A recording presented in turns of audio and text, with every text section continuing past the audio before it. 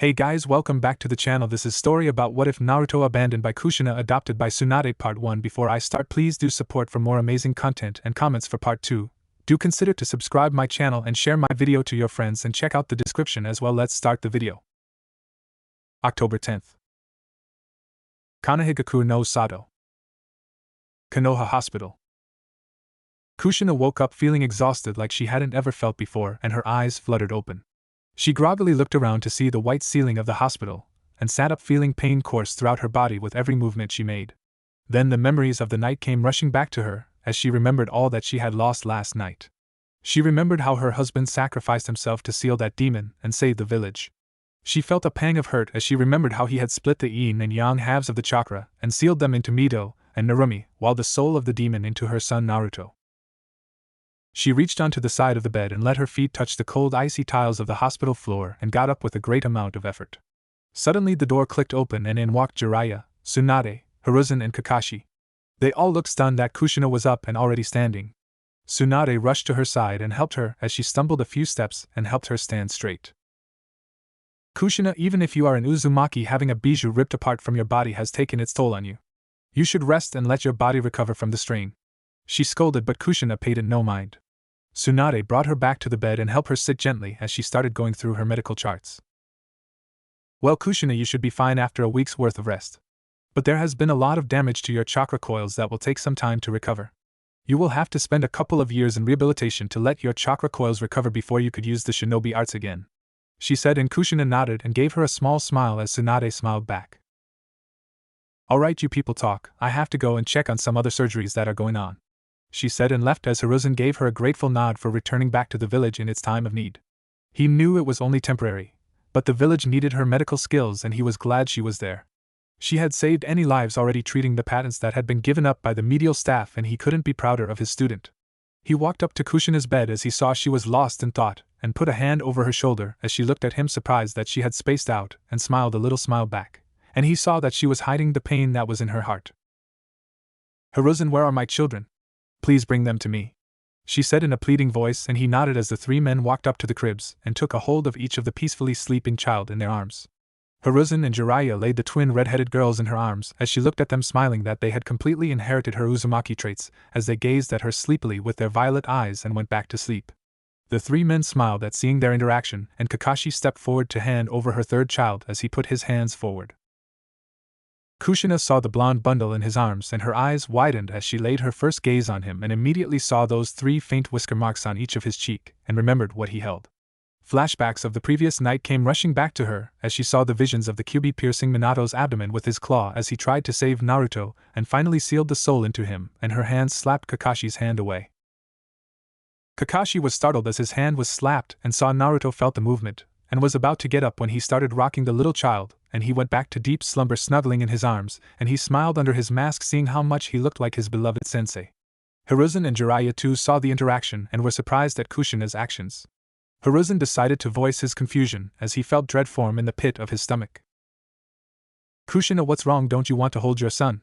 He asked gently, and she stared at him with icy eyes that startled him a bit. That thing is not my son anymore, she said in an icy cold tone, and all three were wide-eyed at what she said. Kushina, what do you mean? Naruto is your son? Hissed Jiraiya in a low voice, not wanting to startle the sleeping kids, and she glared at him. No, my son died the moment Minato sealed the soul of the Kyuubi into him. He is possessed by the demon that killed my husband and almost destroyed the village completely. Look at those whiskers on his cheek, those are proof enough of the possession. He is the reason my husband died and left me alone, she hissed, glaring at the blonde bundle in Kakashi's arms as he held him protectively in his arms and backed up a couple of steps away from the bed. Hiruzen was stunned at the confession she made and the pure hatred she glared at the little blonde bundle with. Kushina, you can't be serious, that is your son. Just look at the resemblance he bears with Minato. He has inherited those strong Namikaze genes of your husband. Don't be blinded by your hatred. He spoke gently, trying to get the point across. Yes, Kushina, you were a Jinchuriki yourself, you should know better than to talk about it like that, said Jiraiya in a calm tone, trying to keep his temper in check while Kushina's face darkened as she glared at them. That thing killed my husband and took possession over my son's body, and those marks on his face are proof enough. Minato must have slipped up the ceiling in his last moments, and the demon took advantage of it. Just finish that thing off and be done with it. It has caused so much damage to this village and my family already," she said in a cold tone, and all three were wide-eyed at her words and their eyes turned cold as they glared at her. "I expected better from you, Kushina," said Hiruzen as Jiraiya and Kakashi too followed him without saying a word. They walked out of the room and sat down on the bench in the hallway, all of them in deep thought. Tsunade was walking down the hallways as she saw the three sitting there with thoughtful expressions on their faces and saw the little blonde bundle in Kakashi's arms as he stirred awake and was getting a bit uncomfortable. Kakashi tried to calm him down, but he kept struggling. All the three men tried everything they could, but the boy wasn't calming down as they saw his troubled expression. He wasn't crying, but they knew he was uncomfortable and nearly whimpering, but didn't know why or what to do for him. Tsunade saw the pathetic attempt of the three men calming him down, and they were all startled as Tsunade walked up to them and took him in her arms as she wrapped him up in a warm embrace. He instantly calmed down and smiled as she rubbed his back gently and held him by his waist as she gazed at him with a loving expression. Naruto just kept staring at her with wide blue curious eyes, and she smiled at him lovingly as she kissed him softly on the lips, and he giggled happily as she rocked and cooed him, making him giggle all the more. "Aren't you adorable, my little angel?" she cooed, and he gazed at her curiously and rubbed her cheek softly with a bright smile as she held him closer to her. All the three were dumbfounded as Tsunade played with the little child that they were trying so hard to calm down, and smiled a moment later seeing her lost in her own little world.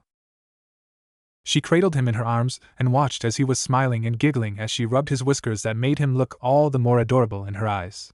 She brought him closer to her chest as he yawned cutely and snuggled into her embrace and just went back into his deep slumber again. She smiled at his peaceful sleeping face and gazed at the three smiling men and looked on curiously. "Why is it that you three idiots are taking care of him instead of Kushina?" she asked, and all of them looked down ashamed, confusing her greatly. "Well, you see, Tsunade, Kushina has kind of abandoned Naruto, thinking that he is possessed by the Kyuubi," said Hiruzen nervously as the temperature of the hallways dropped a couple of degrees. "What?" she asked in a low voice, and all of them began to sweat as Kakashi spoke up. "Well, you see, Tsunade-sama, she believes him to be the Kyuubi and that his soul has taken over his body. She even went as far as to call for the boy's death," explained Kakashi nervously, and Hiruzen sighed. "Yes, well, she isn't the only one. The whole council and the villagers are forcing me to either execute him or just throw him out of the village and be done with it. With Kushina abandoning him, he has nowhere to go. The orphanage isn't safe, and with the truth of his heritage and the burden he holds within him, the villagers as well as his father's enemies will stop at nothing to kill the boy," he said sadly, and all of them looked down as Kakashi spoke up. "Jiraiya-sama, why don't you adopt the boy? He will be safe with you," said Kakashi, and Jiraiya grew nervous as he looked around trying to think of an excuse. "Well, Kakashi, I have to run the spy network for the village, and I can't have the fear of a helpless child with me if someone tries to attack me for something. And I really am not a great father material kind of a guy, you know," he said, laughing nervously, and Hiruzen sighed. "I would have adopted him, but the council will raise hell over it, and with Biwako's death and me retaking the Hokage position, I cannot take care of him. There just isn't the time that a small child like him needs if he is with me," he said somberly, and both turned to Kakashi. "Well, I have A and BU duties, and I really don't have any experience with children, nor am I mature enough to raise him. Plus, he reminds me too much of Sensei. It hurts to just see him and be reminded of the loss that I have endured," he said as all three of them looked down on the ground thinking of what to do, as Tsunade had enough of their rambling. "Pathetic," she whispered, and they all looked at her questionably. "To think that you would all make such excuses and leave a little child of a person who gave up his life for this pathetic excuse of a village. How far has this village fallen? To think that a mother abandons her own son, his father's friends abandon his son as a worthless child, and the village he died protecting is calling for the murder of his child. This isn't the village that my grandfather and granduncle envisioned and died for. It was their dream that no child should ever suffer the childhood that they faced in their era, and thus the village hidden in the leaves was found, but I guess they failed," she said icily, and all of them averted their eyes ashamed as the truth was slammed into their faces. "Don't worry about the child if none of you cowards are willing to take responsibility for him. I'll adopt him as my own son," she said calmly, and all of their eyes widened as Hiruzen smiled hopefully. "So you are going to stay in the village now, Tsunade?" he asked hopefully, and she scoffed as they all looked on confused. "I've seen the real face of this village tonight, and it disgusts me to no end. No, I will be retiring from the shinobi forces completely and go out of the village to raise Naruto there as my own son. He will be safer there than here with all the wolves hunting him in the village," she said, and Hiruzen was wide-eyed. "You can't be serious, Tsunade. The village needs you now more than ever, and Naruto belongs here where his father wanted him to be raised," he said desperately, and she glared at him icily as he flinched from the stare. I came here just to treat the people of this village from the attack after I heard about the attack on the village and the magnitude of the destruction. I was going to retire anyways, but I guess destiny had a beautiful plan for me in mind. Kami gave me a beautiful son to raise and live for. She whispered softly, kissing Naruto, and Hiruzen smiled sadly knowing she was right, and he had no way to make her stay. Plus, Naruto was really not safe in the village at the moment. The villagers were plotting of ways to get rid of him, and the council wanted him to keep the demon away from the hero twins Uzumaki so that he won't get his power back and kill them. But Tsunade, what about the enemies that will be hunting him down for his father's enemies? You are safer here than outside the village, said Jiraiya, knowing the village needed the strength of a Sannin and her skills desperately at the moment, and she glared at his pathetic excuse for keeping her tied down. Please, I am one of the Sannin, Jiraiya, and my skills haven't gotten that rusty for now. Ever since I got rid of my hemophobia, I have upped my skills again, and I don't think that anyone is stupid enough from IWA or Kumo to take me on just for the sake of hurting a child and bring the wrath of Konoha on them. They are recovering from the last war themselves and won't do anything stupid for now. Nothing any of you say will make me stay in the village any longer, she said, and Jiraiya nodded hesitatingly knowing she was right. Kakashi just listened silently knowing Tsunade will be giving him the love of a mother that he so desperately needed. It was the best for him, and he was happy for his sensei's legacy. Alright, Sarutobi-sensei, I'll send my retirement papers at your office tomorrow morning along with the adoption papers for Naruto. I'll leave tomorrow at noon after we have dealt with everything, she said, and he nodded hesitantly knowing there wasn't anything he could say to make her stay in the village. Alright then, I have healed all those that needed my immediate assistance, and left the rest of the cures needed with the medical staff. If that is all, I will be retreating to the Senju compounds for the night. Me and Naruto need a bit of sleep, she said, getting up, and they watched her leave with ashamed faces knowing that the truths she spoke of their cowardice would sting them for quite some time. Senju compounds. Tsunade walked through the large Senju compounds to the house of the clan head, and saw that this abandoned part of the village was mostly unscathed with the barrier seals of her grandmother still holding up strong even after all these years. She walked through the gate of the house and on to the rock steps on the grounds of the huge garden towards the old royal two-story house that was still as elegant and beautiful as it was in its old days. She opened the door as the barrier didn't stop her recognizing her blood and chakra signature, and she walked in towards the master bedroom and put down Naruto on the huge bed as she went into the bathroom to get changed into her sleepwear and came out in a white robe tied around her, and her hair flowing freely as she sat on the bed and took up Naruto in her arms and sat down as she heard the door open and knew Shizen must have come home. Shizen slid open the door and dropped the small bag in her hand in shock as she saw Tsunade there holding a little child in her arms gazing at him lovingly. She wondered who the child was, and his blonde hair just shocked her all the bit more. Tsunade-sama, who is that child? She asked in a stunned voice, pointing at Naruto, and Tsunade saw Naruto's eyes open lightly from the voice as he yawned cutely and gazed at her with those wide blue curious eyes again. Shizen came beside her and sat down as she watched the adorable child that wasn't even paying attention to her and just staring at Tsunade curiously. Tsunade kissed his lips softly, and he smiled and giggled happily as she cooed him, and suddenly Naruto tugged on her robe slightly. She thought that he must be hungry since the last food he was given at the hospital was 6 hours ago. She gently opened her robe as Naruto latched himself on her, and she held him close to her, as she held a ram hand seal, and Naruto started feeding himself happily. Shizen watched in disbelief as she saw her master feeding the little child on her own, but didn't understand how that was even possible for her to do. How? She stuttered out, and Tsunade smiled at her little apprentice. This is a medical jutsu that I wanted to introduce to the nurses at the hospital for children who lost their mothers unexpectedly and needed to be fed. The council shot down the proposal, seeing that it took a lot of training and time, and they thought of it as a waste of time for potential combat medics during war. Well, I guess it does have its uses now. The user sends the medical chakra, activating our mammary glands forcefully, and stimulates them to create the milk for the child. I am the only one for now who can use it with the amount of control it needs, or it could lead to breast cancer in any unexperienced females attempting it, she said as Shizen nodded with a smile, and was amazed at the skill of her master as she watched the little blonde boy feed himself. She saw the glow of happiness on Tsunade's face and smiled at the two. She hadn't seen that smile on her face in so many years. This was what she needed the most. She mused. Who is he, Tsunade-sama? She asked, and Tsunade changed the position for little Naruto as he latched onto her other and gazed at Shizen with a smile. I have adopted him, Shizen, and his name is Naruto. Kushina has abandoned him. He is actually Minato's son and has the soul of the Kyuubi sealed into him. The whole village, his mother included, has abandoned him and is calling for his death. I'll take him away from this village and leave the village tomorrow. I will send my retirement papers tomorrow morning along with his adoption papers and will leave tomorrow at noon. she said, and Shizen was wide-eyed that they would do such a thing and watched as Naruto stopped, and Tsunade smiled as she tied her robe again. She undid her jutsu and watched as Naruto was staring at her curiously, and then saw him looking at Shizen for the first time. Shizen gasped as she saw his wide, beautiful cerulean eyes staring at her curiously and hesitantly took him in her arms as she saw him staring at her. She just resisted the urge to yell kawaii and glomp him to death at his adorable face. She watched as he gazed back at Tsunade and opened his arms to her, urging her to hold him, and she took him from her and cradled him in her arms as he snuggled into her embrace happily. Shizen was surprised that he had such an attachment to her in such a short amount of time. "He really likes you, Tsunade-sama," she whispered as she saw Naruto feeling sleepy and going in and out of sleep, and Tsunade nodded. "Yes, after all, he is my son," she spoke in a soft and happy voice, making Shizen smile as she walked out of the room towards her own, letting them have their rest. Tsunade lied down with her head on the pillow facing sideways as she gazed into the sleepy eyes of the little blonde beside her. "Do you like me as your mother, Naruto?" she whispered softly, and he rubbed her cheek with his tiny hand, and she kept her own on his, and as she brought him close and he snuggled into the crook of her neck happily, and she smiled.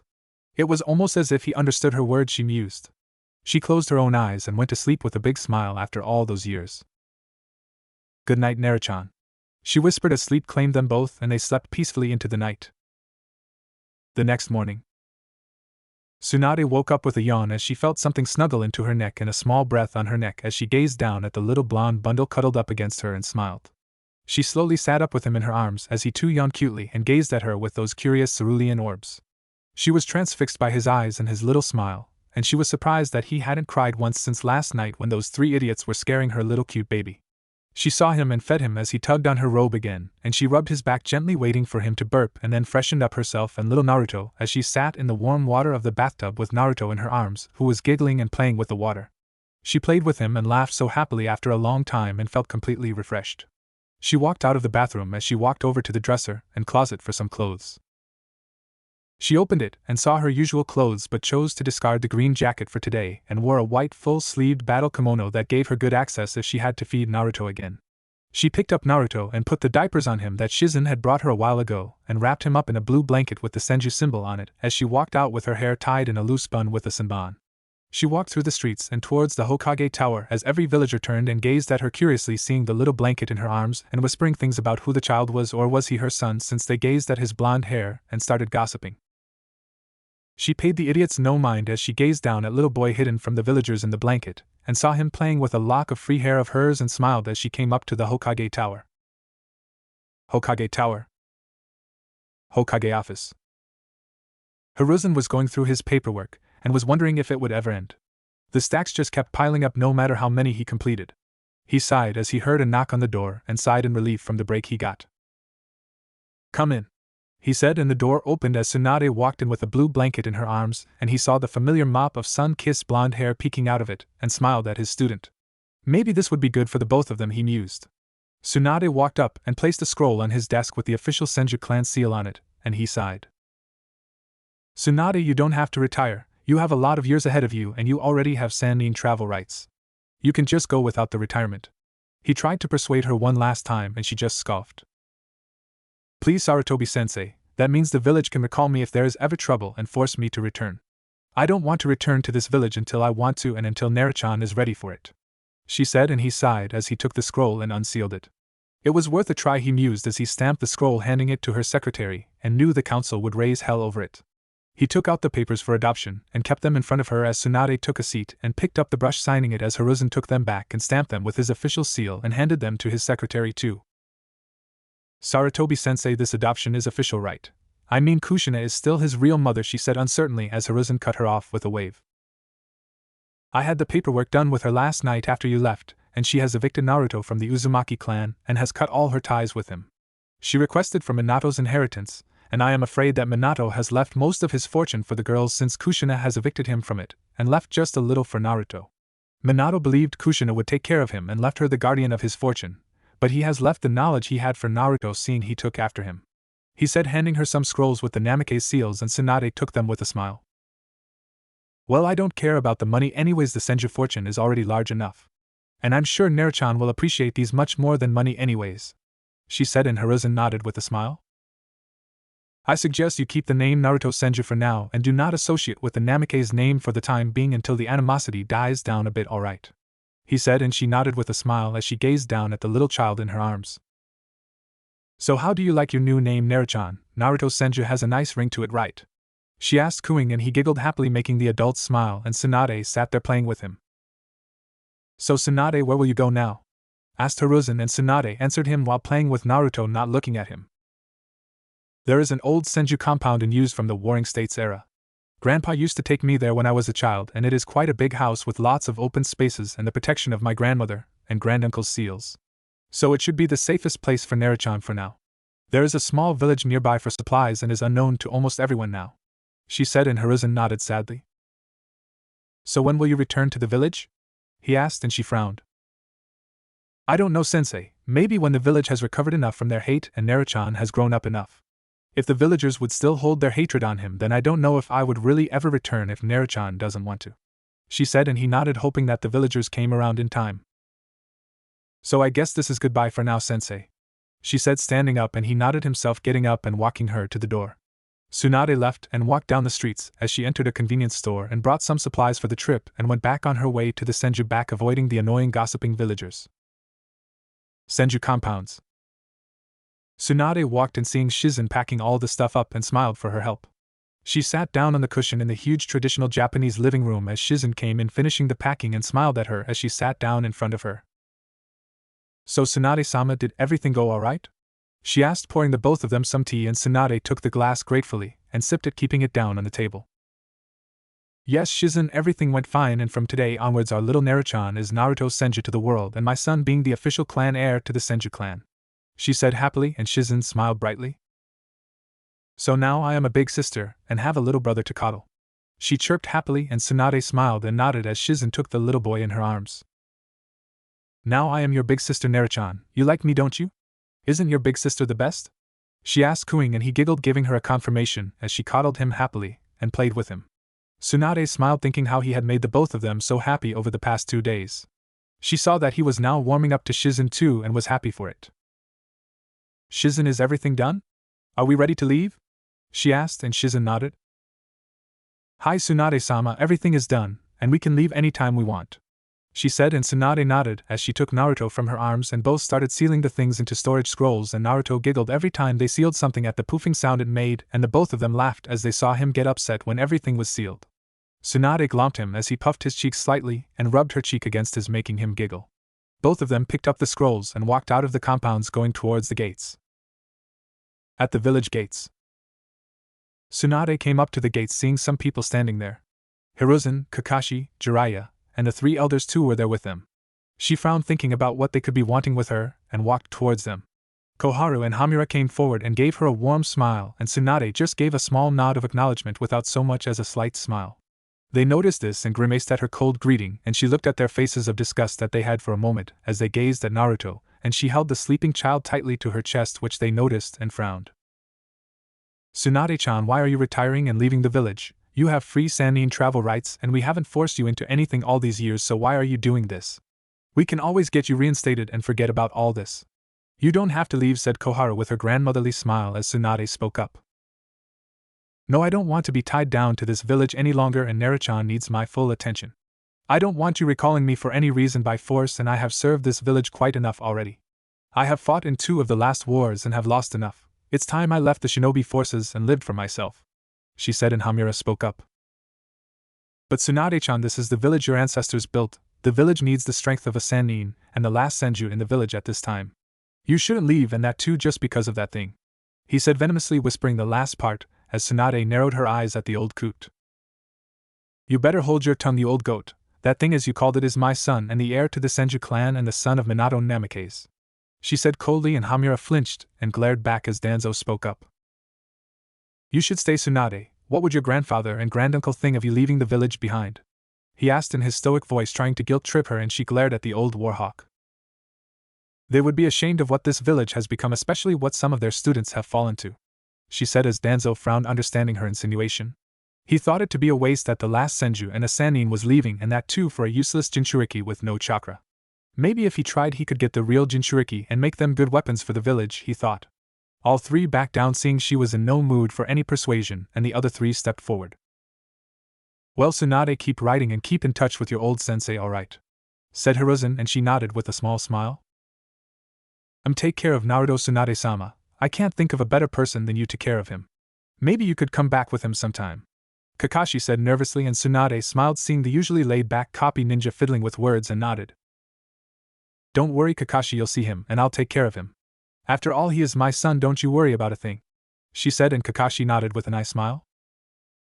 Well, Tsunade-heim, don't you worry, I'll be seeing you soon. After all, I can't be too long gone without seeing my godson. And Minato did name him after my book's character, he said proudly, and she smiled. Yeah, the only book you wrote that was worth anything, she said, and Jiraiya looked offended. Hey, I'll have you know my books are a hit. Even Kakashi and Sensei have turned to my ways of exquisite literature, I'll let you know, he said, and she looked at the both of them incredulously, who were whistling innocently, looking away, and Jiraiya continued. And after all, maybe you could show me a thing or two for my research, he said, giggling perversely, and a moment later he was embedded in the village wall, crying anime tears as the other two's sweat dropped. They all said their goodbyes, and Tsunade walked out towards the old Senju hidden compounds with Shizen and little Naruto in her arms with a smile. Time skip 1 year later. Land of Fire. Hidden Senju compounds. The old hidden Senju compounds were back to life, as this time they were being used for living peacefully instead of the hideouts that they were previously used as.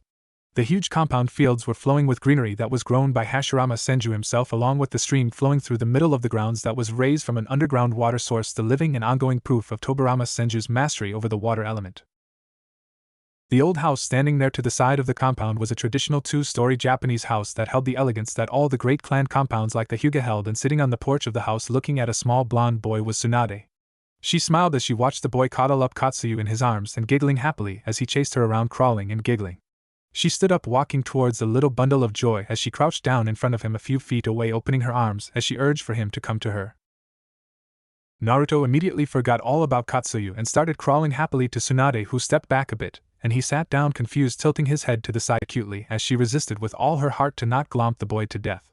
She opened her arms again, and he smiled as he again started crawling to her, and she again stepped back a few steps, giggling as Naruto sat down, puffing his cheeks, making him look all the more adorable in her eyes. Shizen sat to the side as she watched the mother-son duo playing. She saw Tsunade teasing the boy and laughed as she saw him puffing his cheeks at her teasing. She saw that he never cried no matter how much she teased him, and the most that Tsunade could get out of him was puffing of his cheeks. Tsunade opened her arms again and saw as Naruto put his hands to the ground and stood up with shaking legs as he took a step towards her, and her eyes widened. Shizen gasped as she got to her feet and her hands over her mouth as she saw Naruto take his first step. Tsunade's eyes watered as she saw him take his first step, and she saw him take another, and saw he was watching her sadly, and was confused but urged for him to come to her. Come on, Naruto-chan, just a bit more. Come to Ka-chan, she said through a sob, and Naruto took 5 steps and stumbled as she grabbed her in his arms before he fell down, and saw him gazing at her curiously. He put his little hand on her cheek and wiped the tear away, and her eyes widened as she understood why he looked sad after his first step, and embraced him tightly to her chest. Oh God, Naruto-chan, you walked so much just because I cried. Oh my boy, I love you so much, she whispered, and he snuggled in her arms, making her smile. She gazed into his eyes that always drew her to him as she kissed him on the nose as he scrunched his face a bit, and she giggled. Oh, you're Ka-chan's adorable little fox now, aren't you, Naruto-chan, aren't you? She cooed and kissed him as he giggled, and Shizen laughed as she too joined in tickling the little boy. Suddenly they heard a voice startling them. Hey, it isn't fair for 2 ladies to, said Jiraiya as he jumped up and saw a hail of kunai and samban concentrated on where his crotch was a moment ago, and turned ghastly white as he finished the sentence. Team up on my godson Hui, what's the big idea that could have been fatal to little Jiraiya? He yelled indignantly as Shizen lowered her samban launcher, and Tsunade lowered her hands that were filled with samban ready for another charge. Well, you damn pervert, if you would come like a normal guest, then maybe you would get a little safer welcome, and I would be glad if little Jiraiya disappeared, maybe then the girls can bathe freely, she said, and Naruto giggled, clapping as Tsunade smiled at Jiraiya knowingly, and he grumbled about disrespectful blondes, and Shizen laughed. Even my own godson betrays me, what has the world come to? He cried, anime tears walking up to Tsunade as Naruto patted his head in reassurance, making him cry harder, and Tsunade and Shizen to hold their sides in laughter. So what are you doing here, pervert? Asked Tsunade, and Jiraiya acted mock hurt, clutching his chest. Oh, you hurt me, Heim, can't a godfather come and give his godson an early birthday present? he asked and pulled out a small wrapped bundle and handed it to her as she saw a cap with the toad looking like it would eat the one who wore it, and some stuffed toys, most of them toads, and she glared at the man. You aren't going to get him to sign the toad contract before me no matter how much you bait him, she said glaring, and he whistled innocently.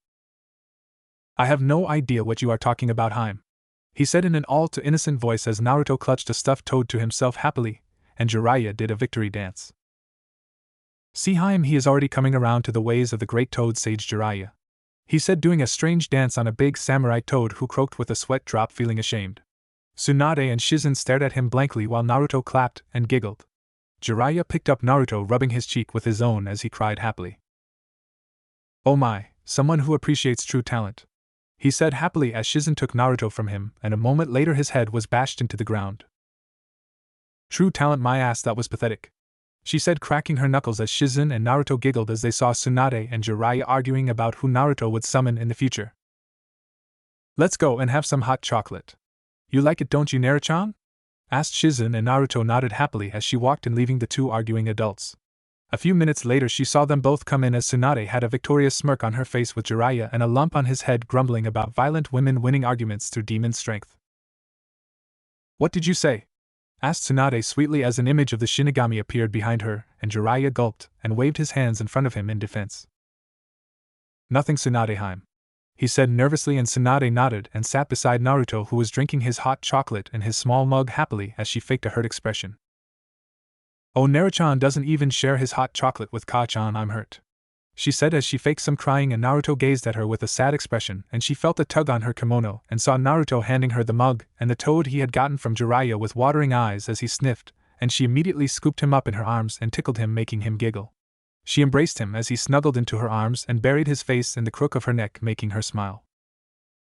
He really loves you, doesn't he, Haim? Said Jiraiya in a serious and genuinely happy tone, and Shizen nodded with a smile. Yes, Jiraiya-sama, Naruto never cries even if he is hurt.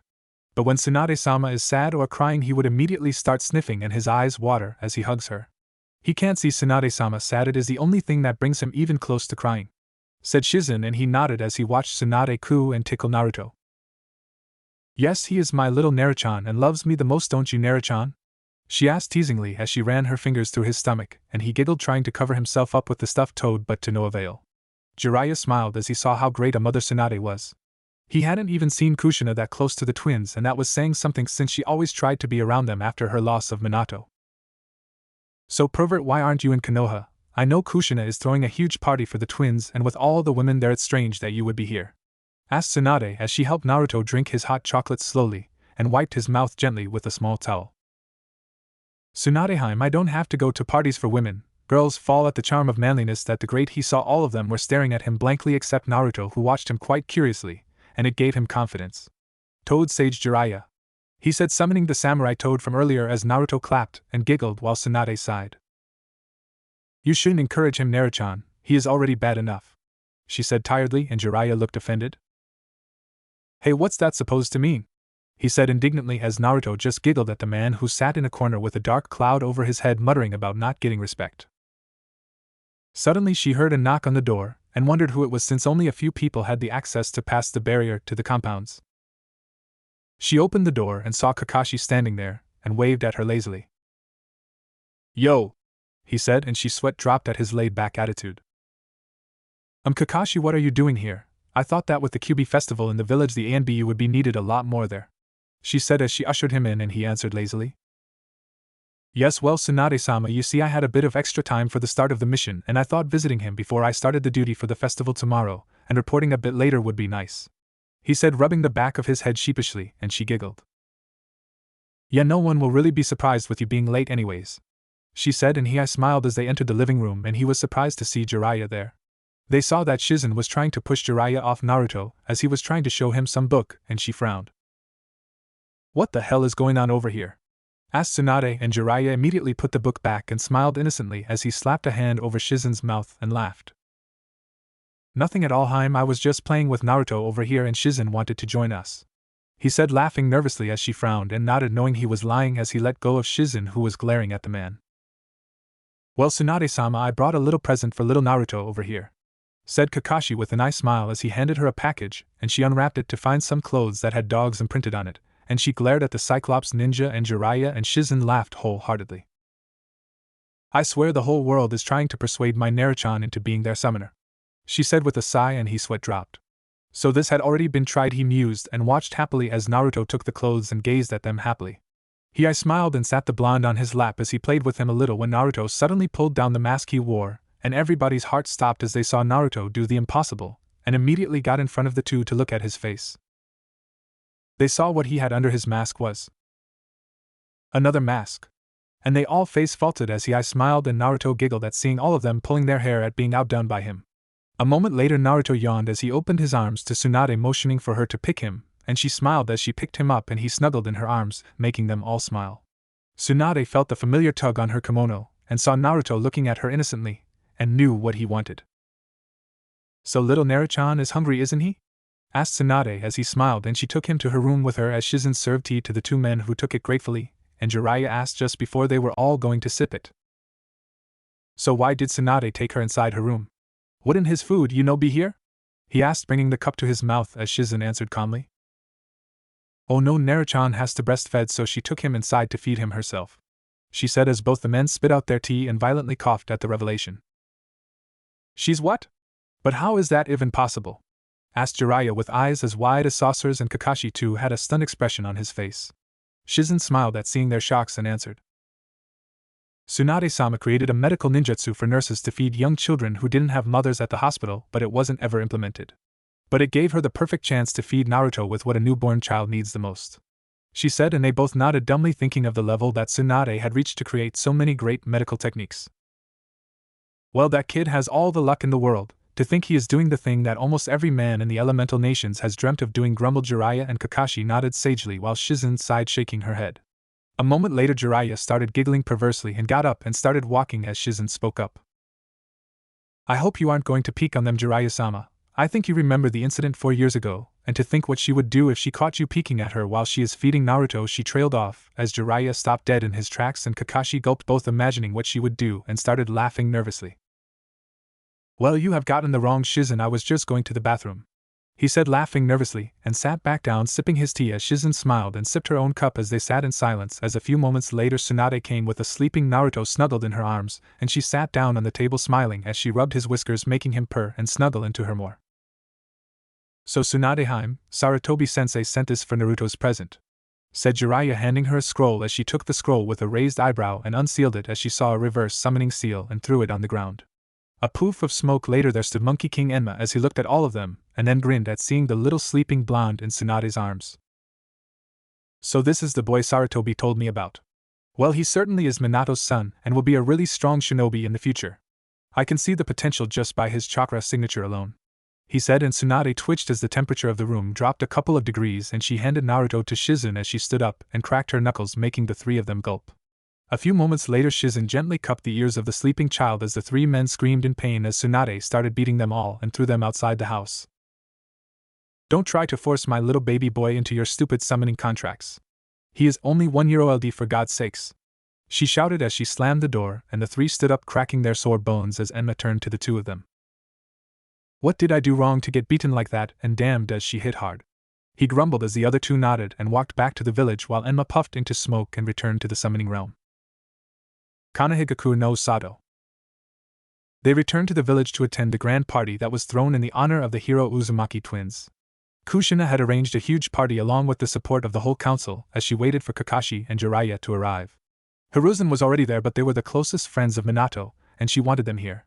She saw them come into the party and walked up to them happily. Hey, where have you been? I've been waiting for you both all night, she said, and they both smiled, handing her the presents that she just kept aside, and turned to them. They frowned at her lack of enthusiasm for their gifts as they remembered how Tsunade had given their presents to Naruto almost instantly, and had respected them a lot. But they shrugged it off, seeing she already had a lot of them, seeing the people at the party.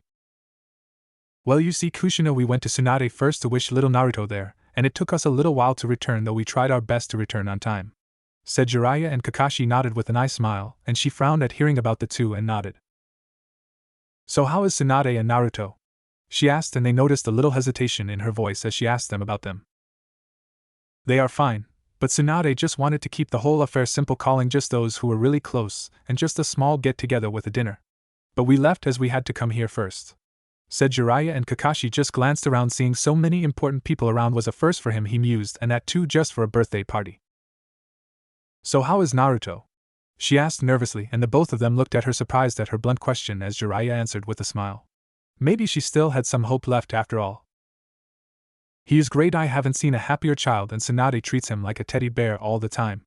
I swear he is too close to his mother already, he said, and Kushina frowned and felt a pang of jealousy in her heart. Jiraiya knew this would egg her on, as he had seen her realize the mistake she had made a year back. Yes, the way he just relaxes in her arms is surprising, but I guess Tsunade-sama is a great mother. And Jiraiya-sama, is it true that he took his first steps yesterday? He asked, and Jiraiya smiled, remembering the scene that had been etched onto his memory, and saw Kushina's interested eyes, and his smile widened. Yes, I was there yesterday. Tsunade was teasing him yesterday by calling him to her arms and would step back and then call for him in her open arms again. After a couple of tries, he stood up and took his first step, and Tsunade started crying from happiness. Naruto, seeing this, was saddened and took more steps to her just to wipe her eyes, as it hurt him to see her cry, not knowing she was shedding tears of happiness. I am glad I took pictures of every moment yesterday. I'll gift it to her the next time I see her, he said, as Kakashi was amazed at the story, and Kushina's heart broke as she heard the story, and she imagined her baby boy coming to her arms like that. She broke off those thoughts and walked away, her mood ruined, as she walked up to her daughters. Kakashi looked confused while Jiraiya smiled sadly. How long will you hide the pain in your heart, Kushina? You were the one who pushed your son away, and now he loves Tsunade more than any other child loves his mother, from what I've seen. Don't wait too much, or it might be a bit too late, he thought as he left the party, going towards the bar for some sake to remember his student that was reminded to him every time he saw his son. A moment later, Kakashi jumped beside him, and he smiled at him knowingly. So you too, huh? He asked, and Kakashi nodded with an eye smile. Yes, he reminds too much of Sensei, doesn't he? He asked as Jiraiya smiled, fondly thinking of his godson. Indeed he does, he said, and both of them entered the bar to drown their sorrows away. Meanwhile, at the hidden Senju compounds, Tsunade and Shizen walked out of the kitchen with a freshly baked cake in their hands and saw Naruto there sitting with Katsuyu glomping her happily. Tsunade smiled at how much Katsuyu liked her little boy and was always happy to be summoned to just play with him. And Naruto loved her just as much, glomping her every chance he got. She put the cake on the table and crouched down on the carpet where the two were and smiled.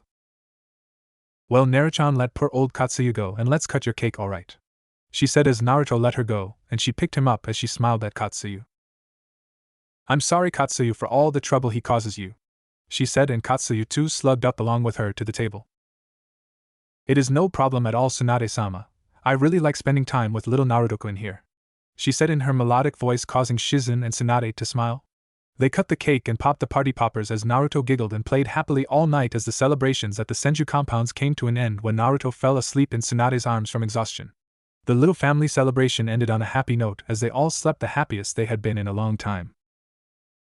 Time skipped 1 year later. It was just another usual day at the Senju compounds as Tsunade sat in the living room reading Naruto a picture book, as he had his wide, curious eyes fixed on the pictures as she read him the story. Tsunade thought about the last year while reading the book as her mind wandered off. Jiraiya and Kakashi had visited a couple more times in between the year, and Hiruzen too wanted to come over but was cooped up in work and had stuck to sending her letters only. Jiraiya's visit was a bit peculiar last time, since he had talked to her about Kushina. That was a topic she didn't want to talk about, but seeing as he insisted, she heard him out. He had told her that Kushina was starting to realize her mistakes, and her questions about how Naruto was doing and how his life was coming up, or various other things, were becoming more and more frequent. She had harshly told him not to take up that topic again, and he had obliged hesitantly, but a little fear sat down that day in the back of her mind that if she really did repent her mistake, then one day she might take her Naruto away from her. She shook her head, clearing her thoughts, when she felt Naruto rubbing her cheek softly and looking at her with those curious eyes, and she realized she had spaced out and stopped reading. Her eyes softened at seeing his innocent face, and involuntarily her eyes watered at the thought of her losing her baby boy. Ka-chan, Naruto said in his little voice, and her eyes widened as she wiped away her tears frantically. She instantly brought him close and kissed him on his cheek as she looked at him desperately. What did you just say, Naruto? Can you say it again, please? She asked, and he nodded. Ka-chan, he said again, and she brought her son in a warm embrace as he snuggled into her, taking in her warmth, and kissed her cheek softly, rubbing her tears away, making her smile. Shizen came up and saw the tear stains on her face, and was worried as she rushed to her. What's the matter, Tsunade-sama? She asked, and Tsunade beamed as she pointed to her son proudly. My little Naruto just said his first words, isn't that right, Naruto? She asked, and he grinned foxily, making him look adorable to the ladies. Ka-chan, he chirped happily, making Tsunade's heart flutter, and Shizen brought her hands to her face in shock as she ran up to them. Naruto-chan, can you say Nei-chan please? She asked pleadingly, making Tsunade giggle. Naruto just tilted his head to the side in confusion as Shizen picked him up and kissed him on the cheek. Ka-chan, he chirped happily again, making Shizen groan and Tsunade to laugh as all her fears lay forgotten, and she took him in her arms and he happily nuzzled into her. Well, looks like he knows all the important words now, doesn't he, Naruto-chan? She asked, cooing as Naruto grinned and gave her a sloppy kiss on the cheek. Tsunade-sama, that's not really nice, he'll say my name too, just you see, said Shizen, puffing her cheeks, and Tsunade laughed. Hello ladies, how are you doing? I heard some commotion down here, said a new voice that Tsunade knew all too well, but she was too happy as her baby boy was cuddled in her arms and had given her the happiest moment of her life. His first words were for her, which couldn't make her happier. You always come here at the right time, you damn pervert, you really are lucky, you know, she said, and he looked at her curiously, wondering what she was talking about. Naruto-chan just said his first words a few moments ago, didn't you, Naruto-chan? She teased, and he snuggled in her neck from embarrassment, making her giggle. He was too shy around people other than her and Shizen, and did this if she teased him in front of them. Really, is that right? He asked, not believing it when Naruto looked at him and smiled. Ka-chan, he chirped, and Jiraiya's eyes widened as he too rushed to him and took him in his arms, rubbing his cheek against his, smiling proudly and crying anime tears. That's my godson, he said happily, making the ladies smile, but ruined it a moment later. Now say boobs, make papa proud, he said, giggling perversely, and a moment later Shizen took Naruto from his arms, making him whine, as a beating ensued courtesy of a seething Tsunade. You damn pervert, when will you ever learn? Don't you dare try and corrupt my baby boy, she roared as Jiraiya's screams were heard all over the Senju compounds. No, not there, ah, he screamed as Shizen shook her head while Naruto looked at her confused. You'll understand someday, Naruto-chan, she said with a smile, taking him in and getting him to try and say Nei-chan. A few minutes later Tsunade came in smiling and dragging a half-dead Jiraiya with smoke coming out of him, and put him on the floor as Naruto went near him and poked him with a bat, making Shizen giggle. Tsunade-sama, don't you think you went a bit overboard? Asked Shizen, and Tsunade waved her off. Oh, don't worry, he has built up a resistance to beatings over the years, and I didn't even go halfway through what I did to 7 years ago, she said as a moment later Jiraiya stood up looking fine as he dusted himself off. That's right, the great toad sage Jiraiya can't be put down by the hands of such a fine lady, he said, doing a strange dance, making the girls sigh and Naruto giggle and clap. Only you understand my true talent, my boy, he said, crying and hugging him as the ladies shook their heads. I'll never know why Naruto-chan likes that stupid dance so much, said Shizen, and Tsunade nodded but smiled a little. She was glad that Jiraiya was making so many efforts to bond with his godson as she saw him play with the new stuffed toads he brought, and Naruto giggling as he made some strange faces, making him laugh. She joined them in playing as Jiraiya suddenly stood up, motioning for her to follow him, and took her to the side, and she followed, seeing his serious expression. What's the matter, Jiraiya? She asked, and he smiled sadly as he handed her an album that she took with a confused expression. That is the photo album and journal of Minato. I brought it here from the Namikaze mansion after I asked you for a bit of Naruto's blood the last time I came here, he said, and realization dawned on her face as to why he had asked for a bit of Naruto's blood. But why have you brought it here, Jiraiya? She asked, and he smiled at her confused expression. Tsunadeheim, Naruto's growing up and now he can speak too. He will grow as intelligent and powerful as his father was, of that I have no doubt. But he will start to ask you questions about his father sometime from now. With all the books you read to him, I have seen his confusion and sadness when he reads stuff about a child's father. When he asks, you will have something that belonged to his father to show him, he said, and she nodded and took the album and journal to the archives in the basement, and kept them there, and sealed the room again. Time skip 1 year later. Hidden Senju compounds. The sound of laughing and running was heard all over the Senju compounds as Shizen stood cooking up the lunch in the kitchen and smiled at the joyful noise ringing in the compounds. It made her happy that Naruto made everything so lively here and was glad at the changes he had brought to her master. She no longer drowned in her sorrows and was actually now fully focused on raising Naruto, and saw how wonderful of a mother she was. Naruto-chan, come back here or else, she said, chasing the running blonde playfully with open arms, laughing a bit as she did so. He had an expensive bottle of sake and her cup in his hands as he ran. There's no way you'll catch me, Ka-chan, He chirped happily as he ran with her sake bottle in his hands and was laughing as he made her chase him all around the compound. He suddenly tripped as he fell face first and skid a bit as the bottle broke and Tsunade gasped. "Naru-chan!" She shouted as she ran towards him and picked him up in her arms as she saw the pieces of the bottle embedded in his palms and the blood that seeped through it.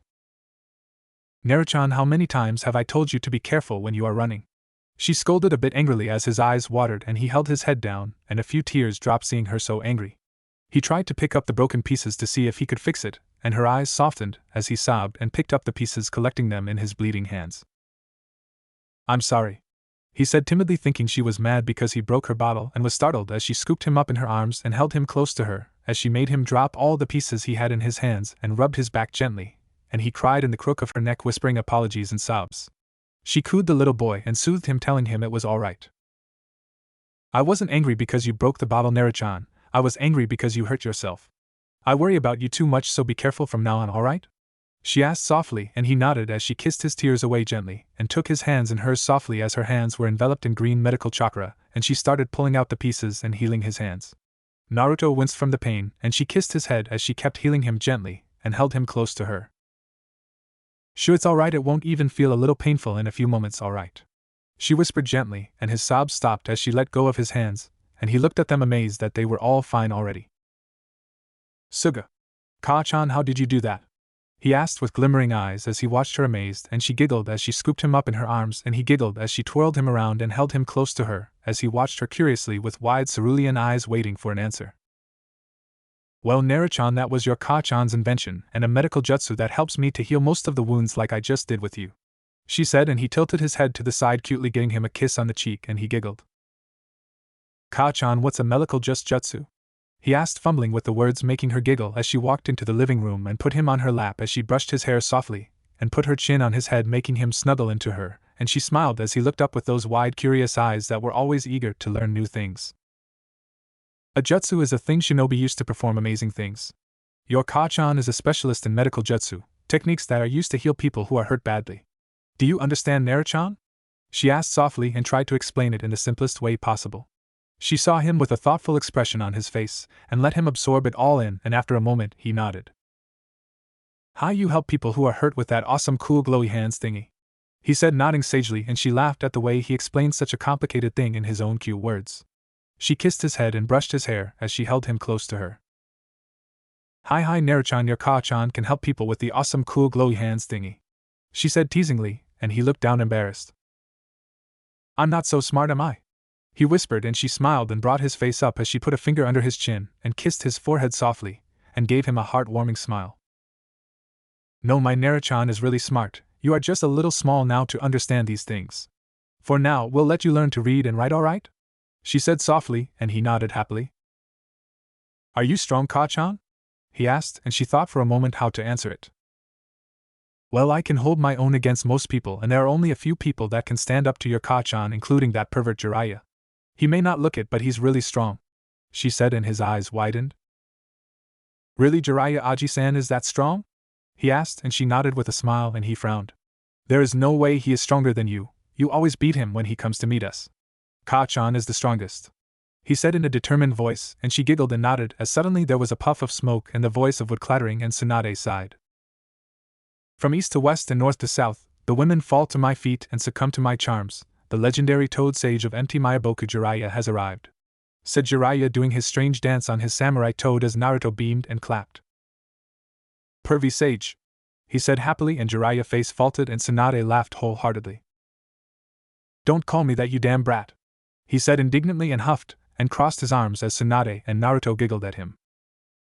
"That's a great name, Naru-chan, call him that from now on, alright?" she asked, and he nodded as Jiraiya's jaw dropped to the ground. "Hey, my dear godson won't call me that now, will he?" he asked hopefully as Naruto looked at him confused and tilted his head to the side cutely. "Call you what, pervy sage?"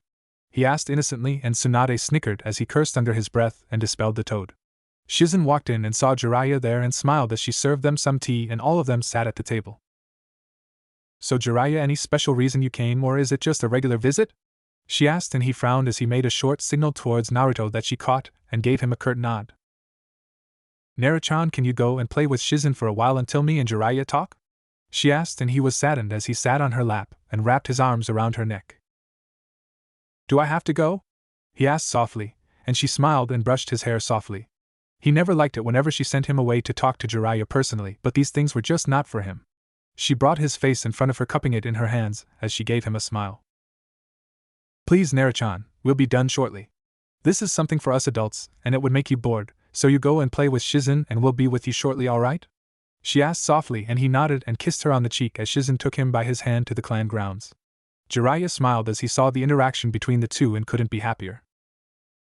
So what is it, Jiraiya? She asked, and he snapped his attention back to her and turned serious.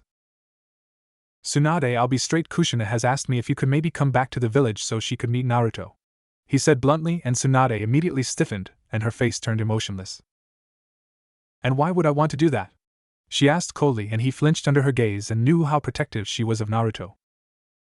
Well, she has realized the mistakes she made in her grief and sorrow and is repenting what she did. She wants to meet her son. He was cut off as Tsunade interrupted him.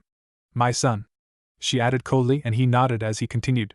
Yes, well, and she wanted to meet up with him and make up for all the lost time, he said, and she stared at him blankly, not giving away any emotions, and was silent for a few moments. And you honestly believe me to return to the village so that she could meet the boy who she threatened to kill as an infant? You believe I would risk Naruto's safety and let him see the villagers' glares just because she feels repentance? What will I do when Naruto asks me the reasons for what happened all those years ago? Will he be able to understand and stand the burden he holds? She asked in an icy tone, and he grimaced, knowing every point she made was right. But Tsunade, be reasonable, she is his moth, he gulped as she leaked her killing intent, and continued. She wants to make amends and her guilt is genuine, and he will have to return and face the village someday. Even Sarutobi-sensei believes you should let him meet her. Don't worry, you will be escorted by Anbu, and he won't even see the villagers, I guarantee you, he said in a desperate tone to persuade her to return, and she just stared at him icily. No, she said coldly, and cut him off before he could protest. I don't care whatever you or that old monkey thinks. I won't let Naruto near Kushina or that village until I see it fit, or if I ever see it fit. I don't care if she feels guilt, or whatever the hell she feels. You all are selfish. No one thinks of what effect it might have on my little boy. You just want what is best for you. I'll keep my boy safe here until I think he is ready to learn the truths, and will lay it out to him gently, she said with finality, leaving no room for arguments. But that is his home. He belongs in the village, he pleaded, and she glared at him. He belongs here in my arms and safety. He will return to the village if he ever wants to, and if he doesn't want to do something, then Kami herself will have to first go through my punches before touching my boy, she said, and he knew she wouldn't change her mind. And I know this isn't the only reason why you said this, is it, Jiraiya? She asked, and he grimaced at being caught. Well, Tsunadeheim, the village is requesting you back after it leaked out that you have left the shinobi forces and adopted Naruto. The villagers, after knowing that you are living happily with him after all these years, are willing to accept him, and the council too, along with the elders, are willing to accept him back with open arms, he said, and she took it all in silently, and Jiraiya continued, knowing this was his chance. And Tsunade, the village needs you back. They are willing to implement the medical plans you laid down, and want the Senju clan to represent. He was cut off as Tsunade spoke up. That's it, you don't want me or Naruto back, you want what we represent. You want the Senju clan head, and it's their back. You want to show that the village still stands strong with me in it, she said, and he opened his mouth, but she cut him off. And let me guess, the council found out that Minato left all of his knowledge to his son, and they want the feared Namikaze back with them. I know the Uzumaki twins haven't inherited any of their father's genes and are Uzumakis in every sense of the word, and now that they realize what they have lost in Naruto, they want him back. The council doesn't want the Senju fortune to be lost from the village, while the villagers will do anything to keep the founder clan of Konoha in the village, she said, and he looked down ashamed as she kept every point in front of him correctly. He always knew that she was good at political matters, and this proved it. Naruto and I will return if and only if we want to return. I won't force him into anything he doesn't want to do. I'll train him a bit so that he could have enough skills to protect himself, but if he doesn't want to be a shinobi, then so be it, she said, and his eyes widened as he started to speak, but she stood up. Leave, Jiraiya, and this is the last time I'll let it slide, since I know the council forced you and Sarutobi-sensei into this. But if you ever come with this sort of a thing to me again, then I'll cut all ties with you, she said icily, and left the room, leaving an ashamed Jiraiya behind. He clenched his fists and cursed those damn elders and the council that put him up to this and ruined the already volatile image that Tsunade held for him after his hesitation at adopting Naruto. He stood up and left towards Konoha to report this to the council, and suddenly smiled. He would be smiling smugly when he smashed Tsunade's answer in their faces. Tsunade walked out and let her emotionless mask drop as she sighed tiredly, feeling drained, and walked through the hallways towards the living room and took out a bottle of water and drank it, crushing it in her hands from the anger she felt, and let her killing intent loose at those damn elders. She knew those bastards were the ones behind all of this. She felt a tug on her kimono and looked down to see a whimpering Naruto clutching to her leg and let her killing intent disappear as she picked him up and cradled the sniffing boy in her arms. She berated herself for letting loose her emotions and scaring him and rubbed his back gently, calming him down. "Ka-chan, are you angry?" he asked softly, and she smiled and kissed the top of his head as she sat on the porch of the house with him cuddled up on her lap. "No, Naruto-chan, I was angry, but you took it all away. You always give your Ka-chan a lot of strength, you know that?" she asked, and he looked at her with wide, curious eyes and smiled happily. "Really?" he asked, and she smiled and nodded as he wrapped his arms around her neck and gave her a kiss on her cheek and snuggled into her neck, and she smiled as she wrapped him up in her arms. She would never let anyone do anything to him as long as she had her eyes on him, she promised, and would save his innocence for as long as she could. "So Naruto-chan, let's begin your writing practice now, alright?" she asked, and he nodded as she picked him up and walked into the traditional Japanese living room and sat on the cushion, pulling out the calligraphy kit that her grandmother used to use and rubbed the stone on the calligraphy set's ink equipment to create some fresh ink. "Alright Naruto-chan, I explained this to you last time, right? Now show me how to properly rub this stone to create ink," she said to the boy on her lap, who nodded and picked up the stone and started rubbing it carefully the way she showed him, and she smiled.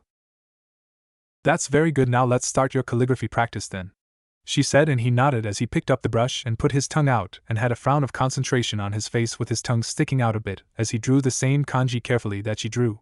She was starting him with the writing skills and combining it with the calligraphy art just as her grandmother did when she was younger. She saw his strokes were a lot sloppy, but there was improvement. They went for a couple of hours before Naruto started getting tired and rubbed his eyes as they showed he was tired, and she pulled him back, pressing her closer to him, and wrapped him up in her arms. "So is Naruto-chan tired?" she asked softly as she put her cheek against his after kissing it, and he nodded, making her smile. "Well, you did very well today, Naruto-chan, and I am proud of you," she said, and he grinned foxily and turned around in her arms and snuggled into her embrace as he yawned and put his head on her shoulder, and she held him close to her, rubbing his back softly as his eyes drooped from exhaustion. A few minutes later he fell asleep and she picked him up and went to her room, tucking him in her bed, and kissed his forehead, and went out. She was surprised at the rate he was improving and knew he was taking after his Uzumaki heritage in the calligraphy arts, and may even want to pursue sealing one day.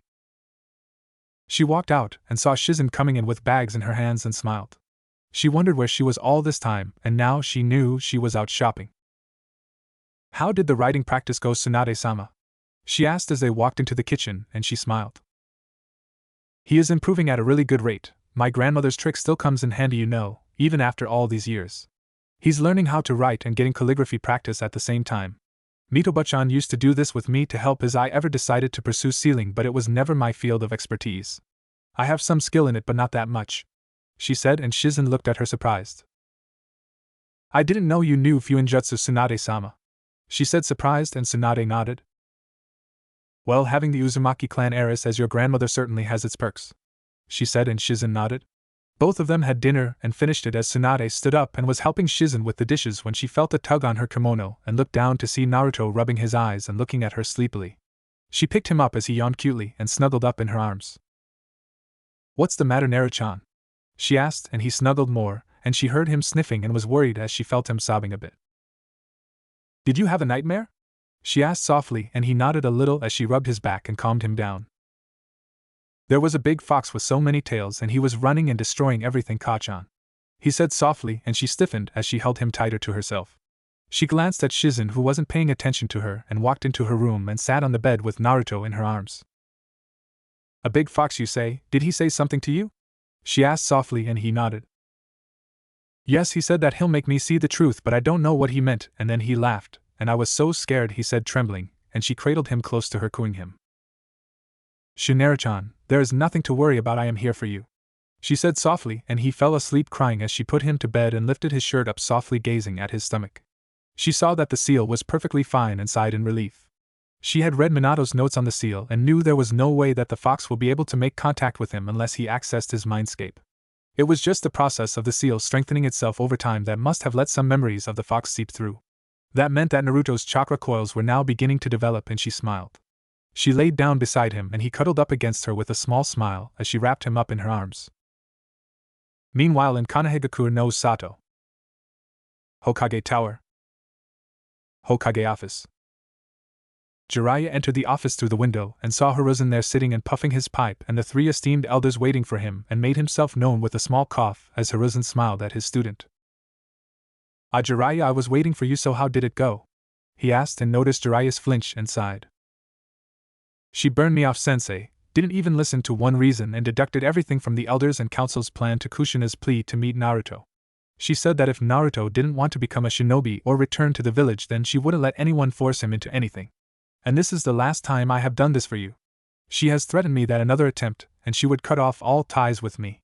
He spat the last sentence venomously at the three Koots, who flinched and looked down. This is bad, Hiruzen. The Senju clan belongs in the village. Do something, said Danzo, and Hiruzen stared at him blankly. And pray tell, what do you want me to do? She isn't a part of the shinobi forces anymore and is an honored retired Sannin. She is the clan head of the Senju, the most powerful clan of the Hidden Leaf. If she wants, then she could go to the daimyo himself, and he would definitely help her with the amount of prestige the Senju clan still holds. You all should have thought of that before ostracizing and glaring at her son, he said icily, and the three flinched as Koharu protested. But the child is the Namikaze clan heir along with the Senju. He belongs in the village. He needs to form bonds in the village, and the whole village is now willing to accept him, seeing as he is living peacefully with the slug princess herself, and see that he couldn't be the demon, and want the both of them back, she said, and the other two nodded while Hiruzen shook his head. He still didn't understand how they got sniff of Minato's knowledge being passed on to Naruto, but he was regretting the leak now. There is nothing I could do now, the matter is out of my hands. This is the last time I have listened to the suggestion of the council on this matter. He will return with Tsunade if, and when he wants to. Your forcing is only making matters worse, he said as Hamura and Koharu started to protest, but he put his hand up, silencing them. I've heard and said enough, this matter is closed. You've heard her decision, now leave, he said, and they glared and stood up, walking out. Danzo was seething on the inside. That damn monkey had let too much freedom to be enjoyed by Tsunade, and now he didn't have the chance to manipulate the boy to his way and use his influence and power to his gain. The boy held the knowledge of his father along with the influence of the Senju, and would have been a useful pawn to him after he failed to get his hands on the twin Uzumaki sisters. He had tried to get the children to be trained by him, but Sarutobi had ruined it by saying that Kushina, being a former Jinchuriki, was a better teacher than he ever could be. He plotted other ways to get some power, and walked into his deep underground lair. A moment later Jiraiya turned to Hiruzen and glared at the man. You knew this would happen, didn't you? He asked, and Hiruzen smirked and nodded. Of course I did. I have led the village through 2 wars and am called the professor for a reason. I know this game of politics better than those 3 could ever play. I knew Tsunade would slap a no on your face and rub it in their faces. They have gained too much power on the council, and this will remind them of their place. I'll strip them of their newfound influence slowly, and re-establish the village with the will of fire that it has always held. I am proud that Tsunade sniffed each of their ploys as I expected her to, he said, and Jiraiya smiled slightly at his sensei. So that was his plan. He wanted to build the same amount of power he held before he retook the position to call Tsunade back in a safe village. Suddenly there was a knock on the door, and both looked at each other, perplexed at who could it be at such a late hour in the night. Come in, said Hiruzen, and in walked Kushina with a smile, and their smiles dropped, and Jiraiya groaned inwardly, seeing her happy face that was about to be destroyed. Jiraiya, I am glad I found you here. I came to ask Hiruzen about you tebeing, she said happily, and he smiled sadly at her enthusiasm. So when is Tsunade-chan bringing back Naruto-chan? She chirped happily, and both the men averted their eyes, and her smile dropped at seeing their reactions. What's wrong? She asked, and Jiraiya took a deep breath and spoke up. Kushina, things aren't the way you are imagining them to be, he said sadly, and she frowned a bit confused. What do you mean?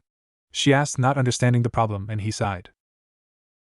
Well, Kushina Tsunade has refused to return to the village or let you meet Naruto until she believes the time is right, he said, and Kushina's eyes widened in shock. What, but I am his mas, she was interrupted as Hiruzen interjected. Was his mother, he said icily, and her eyes watered. That was a mistake. I was drowned in sorrow and grief, and I took it all out on Naruto-chan. But I am willing to make amends now, she said, and both men shook their heads. It isn't that easy now, Kushina. You evicted Naruto, and Tsunade adopted him. She isn't some ordinary civilian that we could push around for you. She is the head of the Senju clan, and Naruto is the current heir of her clan now. He is under her protection, and we couldn't touch a hair on him without her permission, or the whole fire capital will be rumbled. There is a reason the Senjus are so respected in the land of fire, said Hiruzen. She glared furiously at the man. She is trying to use her influence to keep me away from him? I am the clan head of the Uzumaki clan head too, you know. She knows that Naruto will come to me and is purposely trying to keep me away from him. She said, and Hiruzen sighed, knowing her stubbornness, but she needed to face the facts. And she has every right to do so. He is her son whether you want to admit it or not, and she loves him blindly at that. I cannot do anything in the matter since she doesn't belong to the shinobi forces and isn't under my command, either does she come under the civilian council seeing her prestigious clan status. We cannot interfere in clan affairs anyways, and as for you being the Uzumaki clan head and challenge her, you could do so, but I am pretty sure we both know who the feudal lord will side against, he said calmly, and a tear rolled down her eye. Kushina, just wait, that is all you can do. Give her time and let her see that Naruto needs to meet you and she will do it. She doesn't hold any hatred for you personally, but she is really protective of Naruto and is afraid to hurt him. At least you have come to realize your mistakes and want to repent. You'll get your chance, don't worry, he said calmly in an attempt to calm her down. But I want to meet him, his childhood is slipping away from my fingers. What would Minato say that I abandoned our only son because of my stupidity? How will I face him, Jiraiya? I hate myself for abandoning my own son to hide from my pain, and now I can't even meet him, she said as she cried in her hands, and he hugged her with one arm and consoled the crying woman. Hiruzen smiled sadly, knowing the decision lied with Tsunade. He also wanted her to come back and have Naruto live here, but knew this wasn't the time for her or Naruto to return, and they could only wait and watch what the future held in store for them. Time skip 2 years later. Hidden Senju compounds. Tsunade sat on the porch of the riverside in the compounds as she heard the splashing of water and the giggling by her little blonde bundle. Come on, Kichi, let's go and beat Pervy Sage. Come on, Pervy Sage, let's see who reaches the shore near Kachan first, shouted Naruto as he sat on a toad that was as tall as Tsunade's shoulders. She smiled as she saw the cheerful bundle of joy riding the orange toad happily. Whatever you say, Naruto, we ain't gonna be beaten by the likes of that pervert, said Gamakichi as Tsunade and Shizen giggled. Hey, show me some respect, you damn brats. I'll show you both. Let's go, Gama, we'll beat these brats and show them what the legendary toad sage Jiraiya can do, he said indignantly, and Gama, his personal samurai toad, croaked in agreement as they both rode their rides and rushed from their sides of the shore towards Tsunade. Both raced at full speeds as Naruto laughed happily. Let's go, Kichi. Don't you dare slow down, he said as his blonde hair flowed in the wind with the water splashing his face as both of them raced to the shores. Both were nearly at the same speed and were converging on the shore at full speed. Jiraiya made Gama slow down at the last moment for a safe stop, but Naruto urged Gamakichi to go on as they reached the shore, and Gamakichi stopped abruptly as Naruto flew forwards laughing. Ka-chan! He shouted happily as Tsunade stood up and caught the flying little boy in her arms and twirled him around, making her kimono a bit wet as he giggled along with Tsunade. I won, see, I told you, Pervy Sage, he said laughing as Tsunade held him in her arms, and Jiraiya glared at the little blonde. Hey, you cheated, I don't have Tsunade to catch me if I stop that abruptly.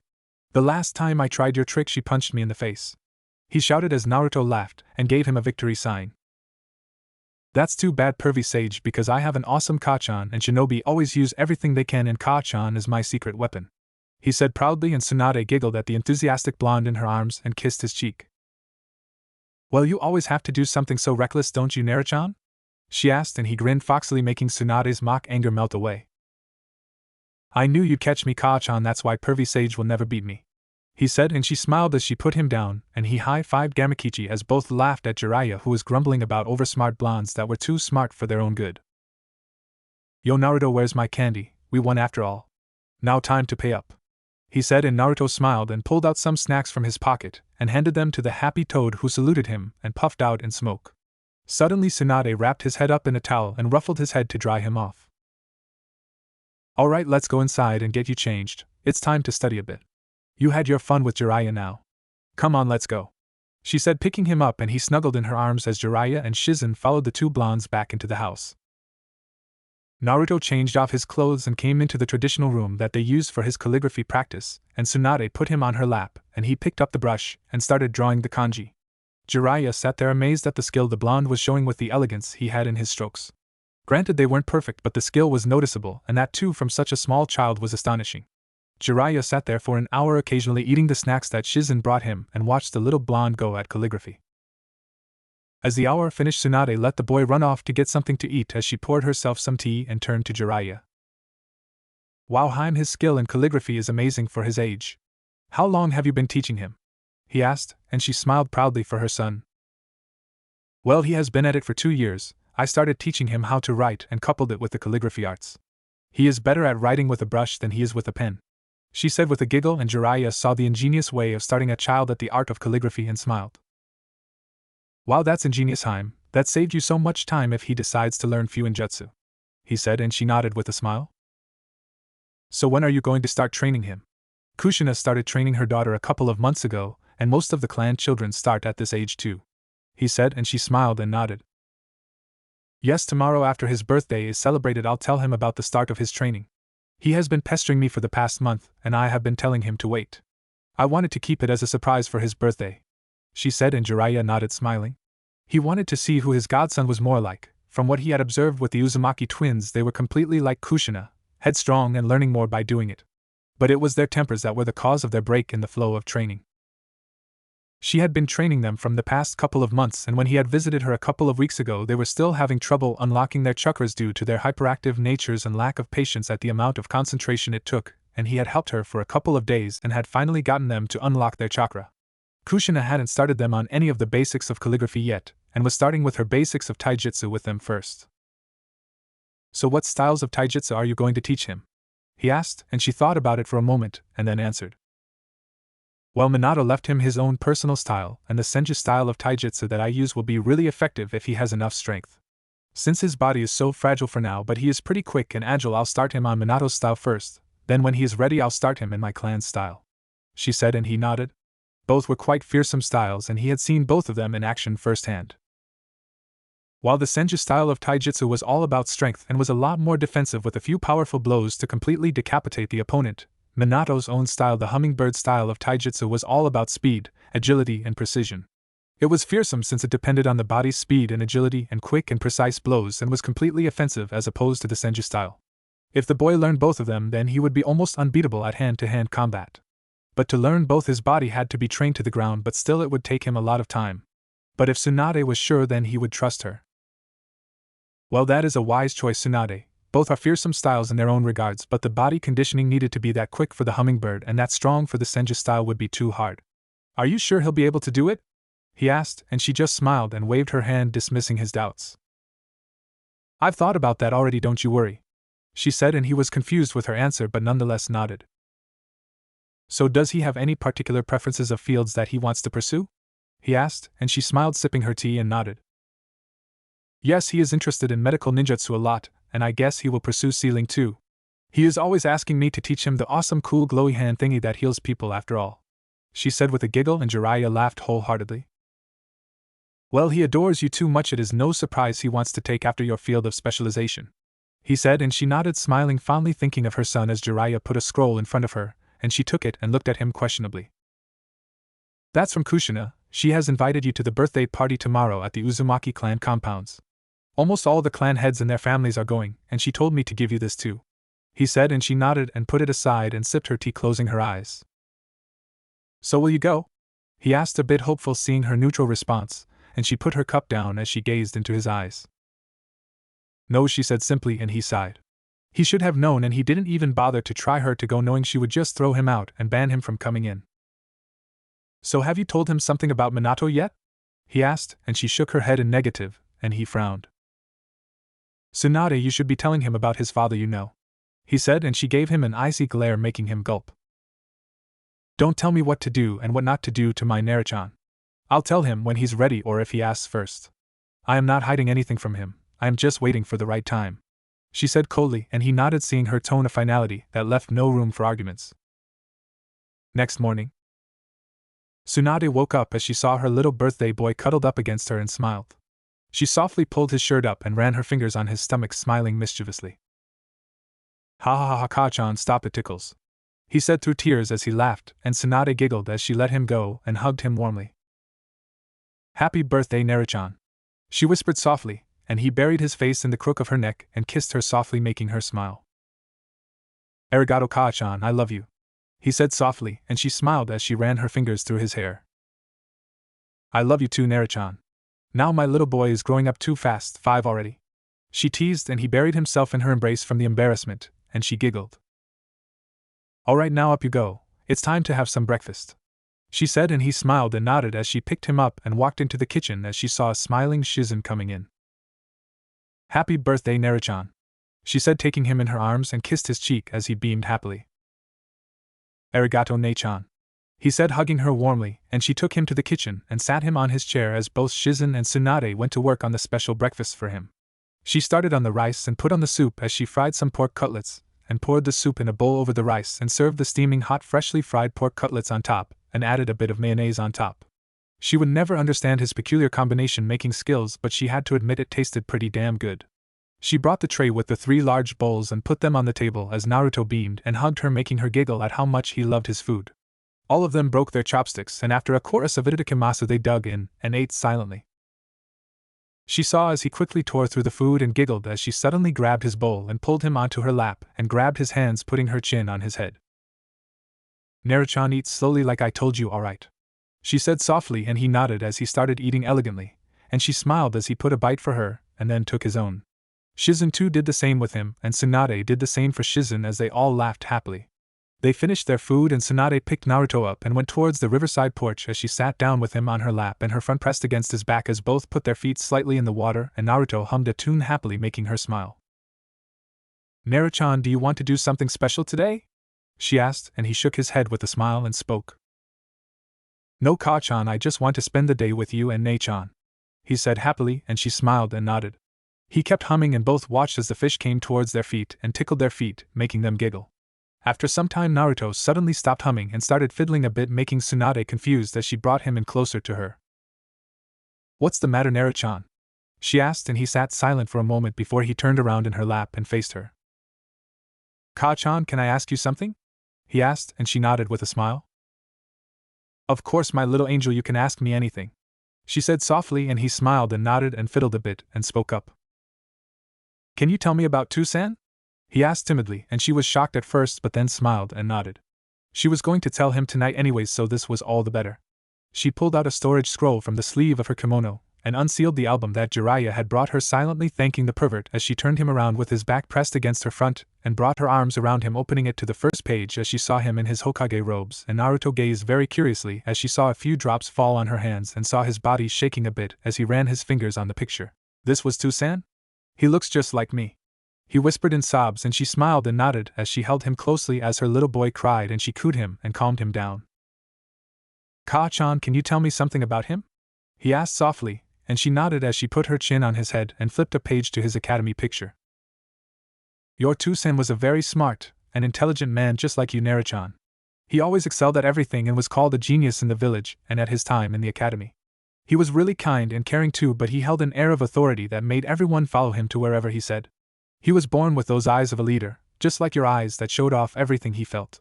He was born in a time of war and didn't have any parents, but he didn't let that stop him. He created his own jutsus and was a once-in-a-generation genius at the art. He fought bravely in the war, and his greatest battle was at the Canopy Bridge. His team was almost gone, and all of them were injured. If the bridge was lost, then the village would have lost the war. So instead of retreating with the squad and running back to the village, your Tsunade stood up against 1,000 ninja all alone and used his signature jutsu and beat them all. He won the war all on his own, and people were so scared of his power that they were said to run away if they even saw him anywhere. He was called the Yellow Flash because he was so fast and so good with his signature jutsu that all people saw was a flash, and it was all over," she said as she flipped through the album during his younger days as a ninja and his days in the war. She was glad that it was only his ninja photo album and none of them had Kushina in it, so she didn't have to answer any of those questions yet. Naruto sat transfixed, hearing her every word and burning it all up in his memory as he gazed at the album, starstruck. "Then what happened, Ka-chan?" he asked, and she smiled as she sipped some water from the bottle and continued her story. "Well, when he came back from the war, he was considered a hero in the village, and after a few years his name was so feared and respected in the world that the village named him Hokage. The youngest ever at 24 years old," she said as he asked the question. "Ka-chan, what is a Hokage?" he asked curiously, and she smiled sadly as this was the question she had once heard Nawaki ask her granduncle, and remembered his speech that he spoke almost word for word. "The Hokage is the leader of the village hidden in the leaves. He is the strongest ninja of the village, and is the one who looks after everyone. The village is a tree and the people are its leaves, where the Hokage is the stem that holds it in firmly when the winds blow harsh. He is the shadow that looks upon the village and keeps it safe, which is why he is called the Fire Shadow," she said, and he nodded as she continued, and her mind went down to memory lane as she remembered her granduncle standing on the Hokage monument with her in his arms with her grandfather besides him as she quoted his words. Where the tree leaves dance one shall find flames, the fire's shadow will illuminate the village, and once again tree leaves shall bud anew. It doesn't matter what you do if you live and die as you like, however, no matter what road you end up taking, remember to protect the people that are precious to you. That is what it means to be Hokage. She quoted, and Naruto turned around in her arms with a determined look in his eyes that made her capture his gaze. Then I'll become Hokage too, just like Tsunade, and one day I'll surpass them all, even Tsunade. To be Hokage, that's my dream, he said in a determined voice with brilliantly determined shining eyes that took her breath away as she saw an image of her brother, Dan, and finally, Hashirama and Tobirama with smiles and their hands on his shoulders and Minato's hand on his head standing behind him with smiles, and her eyes watered at his words. Her eyes streamed with tears as she brought him in a tight embrace, not wanting to let go. Naruto hugged her tightly and was worried if he had said something wrong. Oh my god, he too has that accursed dream. I can't lose him, not him too, he is the only one left for me. He is my lifeline, what should I do? She thought as she felt a hand on her shoulder, and saw Hiruzen standing there with a grandfatherly smile on his face, and gave her a nod of confidence, and she wiped her tears away and smiled as she gazed at the worried eyes of her son. Hiruzen had heard everything she said and couldn't be prouder of her words. She was nurturing him well, and he too had inherited the will of fire of his ancestors.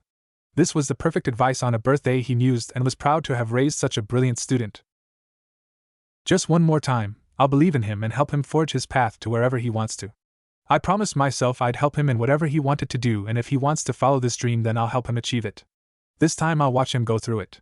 She thought as she removed the necklace from her neck and put over his as Naruto looked at it curiously, and wondered why she had given her pretty necklace to him. She saw his curious eyes and smiled. That Naruto is my grandfather and the first Hokage's necklace. Only those that will actually become Hokage wear it. It is a Senju family heirloom, and my most precious possession besides you. This is a promise that I'll help you achieve whatever you want to, she said, and kissed his forehead and gave him a warm smile and hugged him tightly. She broke off the hug, and Naruto gazed at the old man behind her curiously and tilted his head to the side in confusion.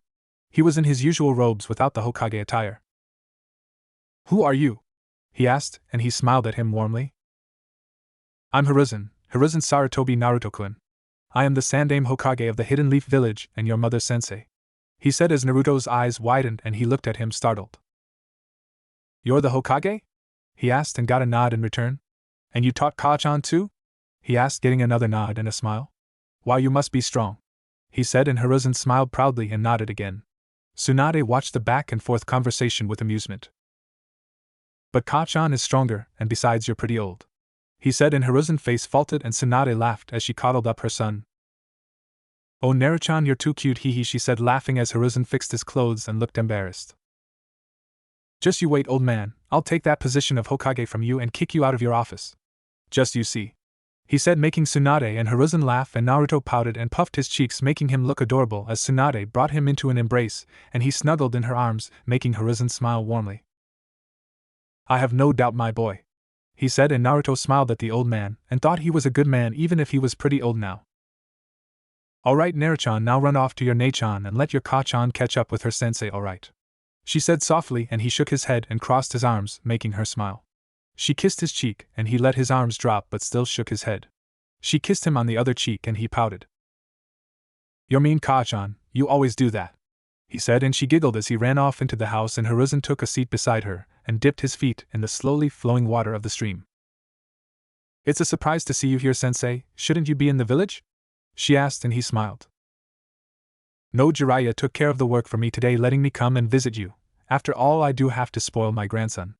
I had to bribe him with my crystal ball, letting him peek for 10 minutes, he said, and she smiled as both sat in comfortable silence. I'm surprised you let him pursue that dream. I thought you hated the position of Hokage, he said, and she nodded. I still do, she said, and he looked at her with a raised eyebrow. But if he wants to pursue that dream, then I'll help him get there. I promised myself I'll let him do whatever he wanted, and this is the first time he has ever set a goal for himself, and I didn't have the heart to refuse him after seeing his eyes. He is the only one that I can't refuse anything to. I'll believe in him and give him whatever he wants, she said, and he smiled and nodded as he gazed at the river. I'm proud of you, Tsunade. Of all the 3 of my students, you are the one that has made me the proudest, he said, and she looked at him surprised, and he put a hand on her head and smiled. She felt pride in her heart as she felt like she was back in her genin days when she wanted to hear those words from his mouth.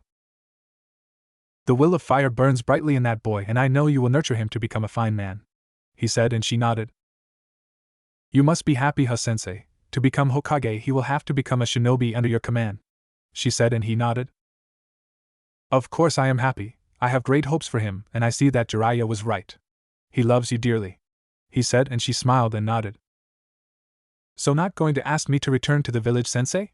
She asked, and he shook his head, making her confused. No, Tsunade, the council wants to get their hands on Naruto, especially those elders, with Danzo being the primary threat. They have amassed quite a lot of power from me over the years, and me and Jiraiya are working to re-establish the old ways. It is better that Naruto stays here with you than return to the village. I am no fool, Tsunade. I know that Naruto isn't ready to learn of his burden or abandonment yet, and Kushina's selfishness to get back into his life will only harm him now. Let him mature and nurture him to be the best that he could. IWA is already hostile enough with us as it is, and after the Kumohyuga incident, the village is in turmoil. Naruto is much safer here. Our enemies won't attempt to kidnap the Uzumaki twins since they are Jinchuriki and practically heroes of the village, and it will lead to instant declaration to war, but Naruto is another case altogether. They will try to abduct him and force him to be brainwashed and become loyal to the village or eliminate him altogether. Our spies have noted that they are looking for Naruto ever since they learned of your adoption and that he is outside the protection of the village. He is much safer here. Let the village get back up to strength and let me resolve these internal issues, then you can return and Naruto can lead a peaceful life and be strong enough to protect himself, he said, and she nodded, trusting the professor completely. She knew he always wanted the best for her and Naruto along with the village and agreed with him on every point. Thank you, sensei, she said, and he nodded as they stood up and walked back to the house. They walked up to Naruto, and Shizen and Hiruzen smiled as he took out a packed gift and handed it to the blonde, who took it with a polite bow. Hiruzen was surprised at the politeness and sudden elegance that the boy held and smiled. He saw him waiting for his permission and he smiled and nodded as he opened it slowly and took out a packed set of custom-made shurikens and smiled happily and thanked him. Hiruzen just ruffled the boy's hair and smiled. Alright, now I have to get back to the village. I can't be gone too long or Jiraiya might make peeking legal in the village, he said, making them all besides Naruto chuckle, who was confused. Arigato, Gigi. He thanked him again with a bow, and Hiruzen smiled and nodded as he went out the compounds and towards the village.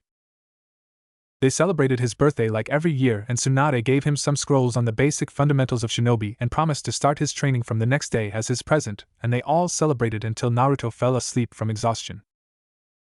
Meanwhile, in Konohagakure no Sato, Uzumaki clan compounds, Kushina was at the party as she half-heartedly entertained the guests and kept glancing at the entrance if maybe Tsunade would come, though she knew the chances were really slim, if at all none.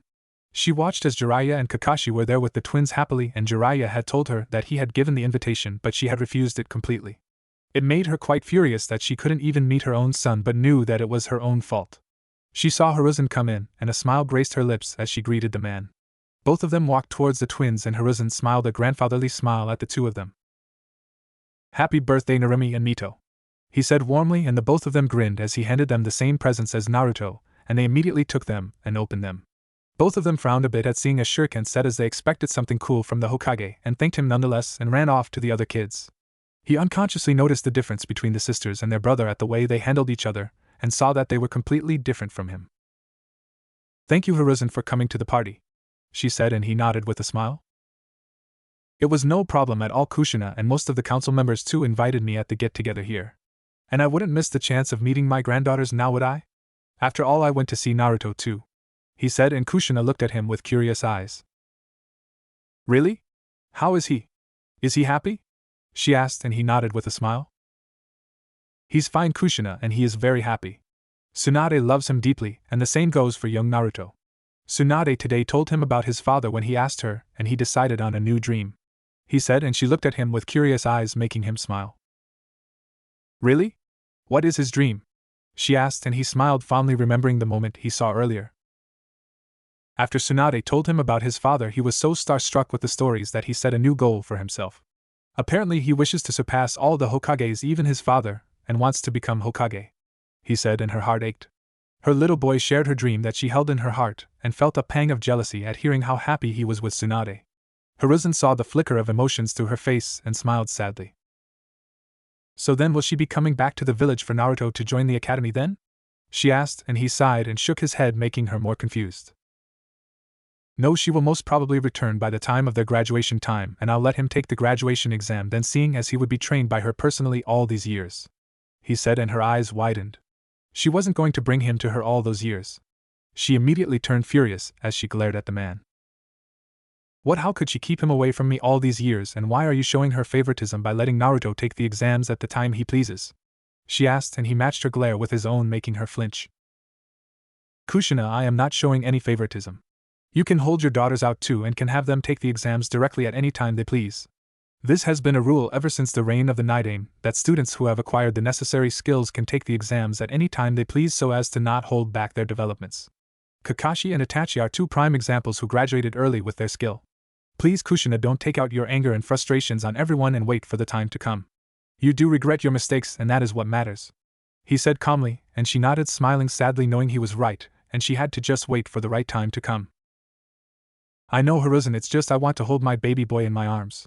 I haven't even seen him in the past 5 years and have no idea how he is or if he is even happy.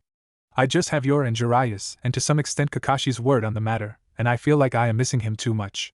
She said, clenching her fists and biting her trembling lip as he put a hand on her shoulder and smiled. I understand, Kushina, and I'll get Jiraiya to get you some pictures of the boy, and then you could see how happy he is.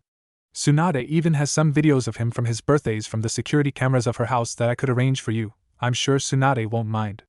And I assure you, Kushina, he is one of the happiest kids I have seen, and Tsunade cares and loves him deeply. He said calmly, and she smiled a little and nodded as they went through the party, and the night ended in both the compounds on a happy note for the time being. Hidden Senju compounds. It was early morning and Tsunade was sleeping peacefully as she felt a light tap on her cheek. She opened her eyes and saw her little sunshine wide awake and gazing at her curiously. He instantly buried his face in her neck and kissed her softly, making her smile as she wrapped her arms around him and rubbed his back. So Naruto is excited about his training now, isn't he? She asked softly, and he nodded in her neck, making her smile. She sat up and put him on her lap as she brushed his hair softly, and he played with her blonde locks. So Ka-chan, what will you teach me today? He asked, and she smiled as she kept brushing his hair softly.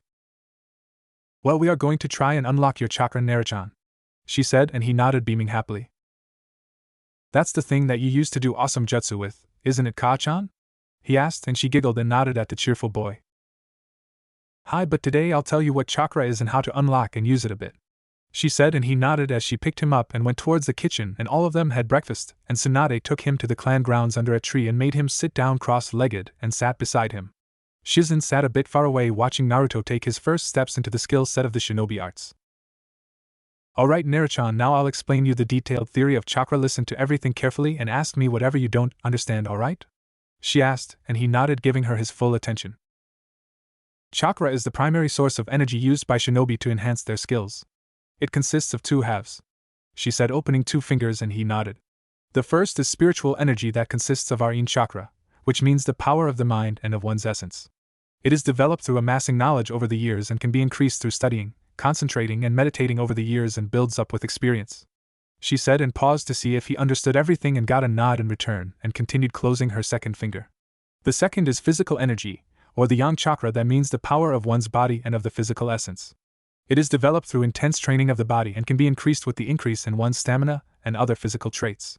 She said, letting him take it all in, and waited for a question but got just a nod, making her smile. When these 2 energies are molded together, the chakra is formed. They can be used separately too, but the skill and control required to use even one of them separately is beyond what most shinobi can use, she said, and he nodded, taking everything in. She told him to reiterate everything, and he worded everything word for word, surprising her, and then she got to the part of unlocking his chakra. Alright, now we will try and unlock your chakra, Naruto, she said, and he grinned foxily in excitement, making her smile. Alright, now relax your body and close your eyes. Keep your focus on yourself and nothing else, and try and find a warm pull near your tummy, alright? She said, and he nodded, doing as she said, and sat like that for half an hour meditating but didn't find it. He opened his eyes and looked down as Tsunade patted his head. It's alright, Naruto, rarely anyone gets their chakra unlocked on their first try. Try it again, alright? She said, and he nodded, and she sat back as Shizen sat beside her. She knew it would take him some time, maybe a week or so, before he unlocked it. So Tsunade-sama, how is he doing? Asked Shizen, and she smiled. He is doing great. He remembered the basics of chakra word for word after I explained it only once. He'll unlock it soon enough, the boy's smart just like his mother, she said proudly, and Shizen smiled and nodded as they sat for an hour and were surprised to see a little boy stay so focused for such a long time. Naruto's breathing became light as his mind went blank and he started searching for the pull in the dark recesses of his mind and suddenly saw a blue light and instantly made a pull on it. Tsunade and Shizen were smiling and making small talk as suddenly a burst of purple chakra came out from Naruto's body, making their hair stand on their necks. The ground around Naruto cracked and the chakra swirled wildly around him as both women's eyes widened at the density and amount of chakra the boy held and how it flowed just wild and completely untamed. Naruto kept it up for 10 seconds after the chakra dissipated, and he opened his eyes. He felt so powerful during the last moments, and knew he had done it. He could feel the presences of his mother and sister, and pinpoint where they were exactly. He guessed it came with the chakra and thought it was cool. He grinned at the stunned expressions of his mother and sister, and tried to stand up and walk to his mother. He stood up with shaky legs and took a couple of steps as his legs wobbled and his vision blurred a bit as he started falling face first, and Tsunade caught him in her arms before he fell and picked him up as he wrapped his arms around her neck and buried his face in her neck and chuckled tiredly.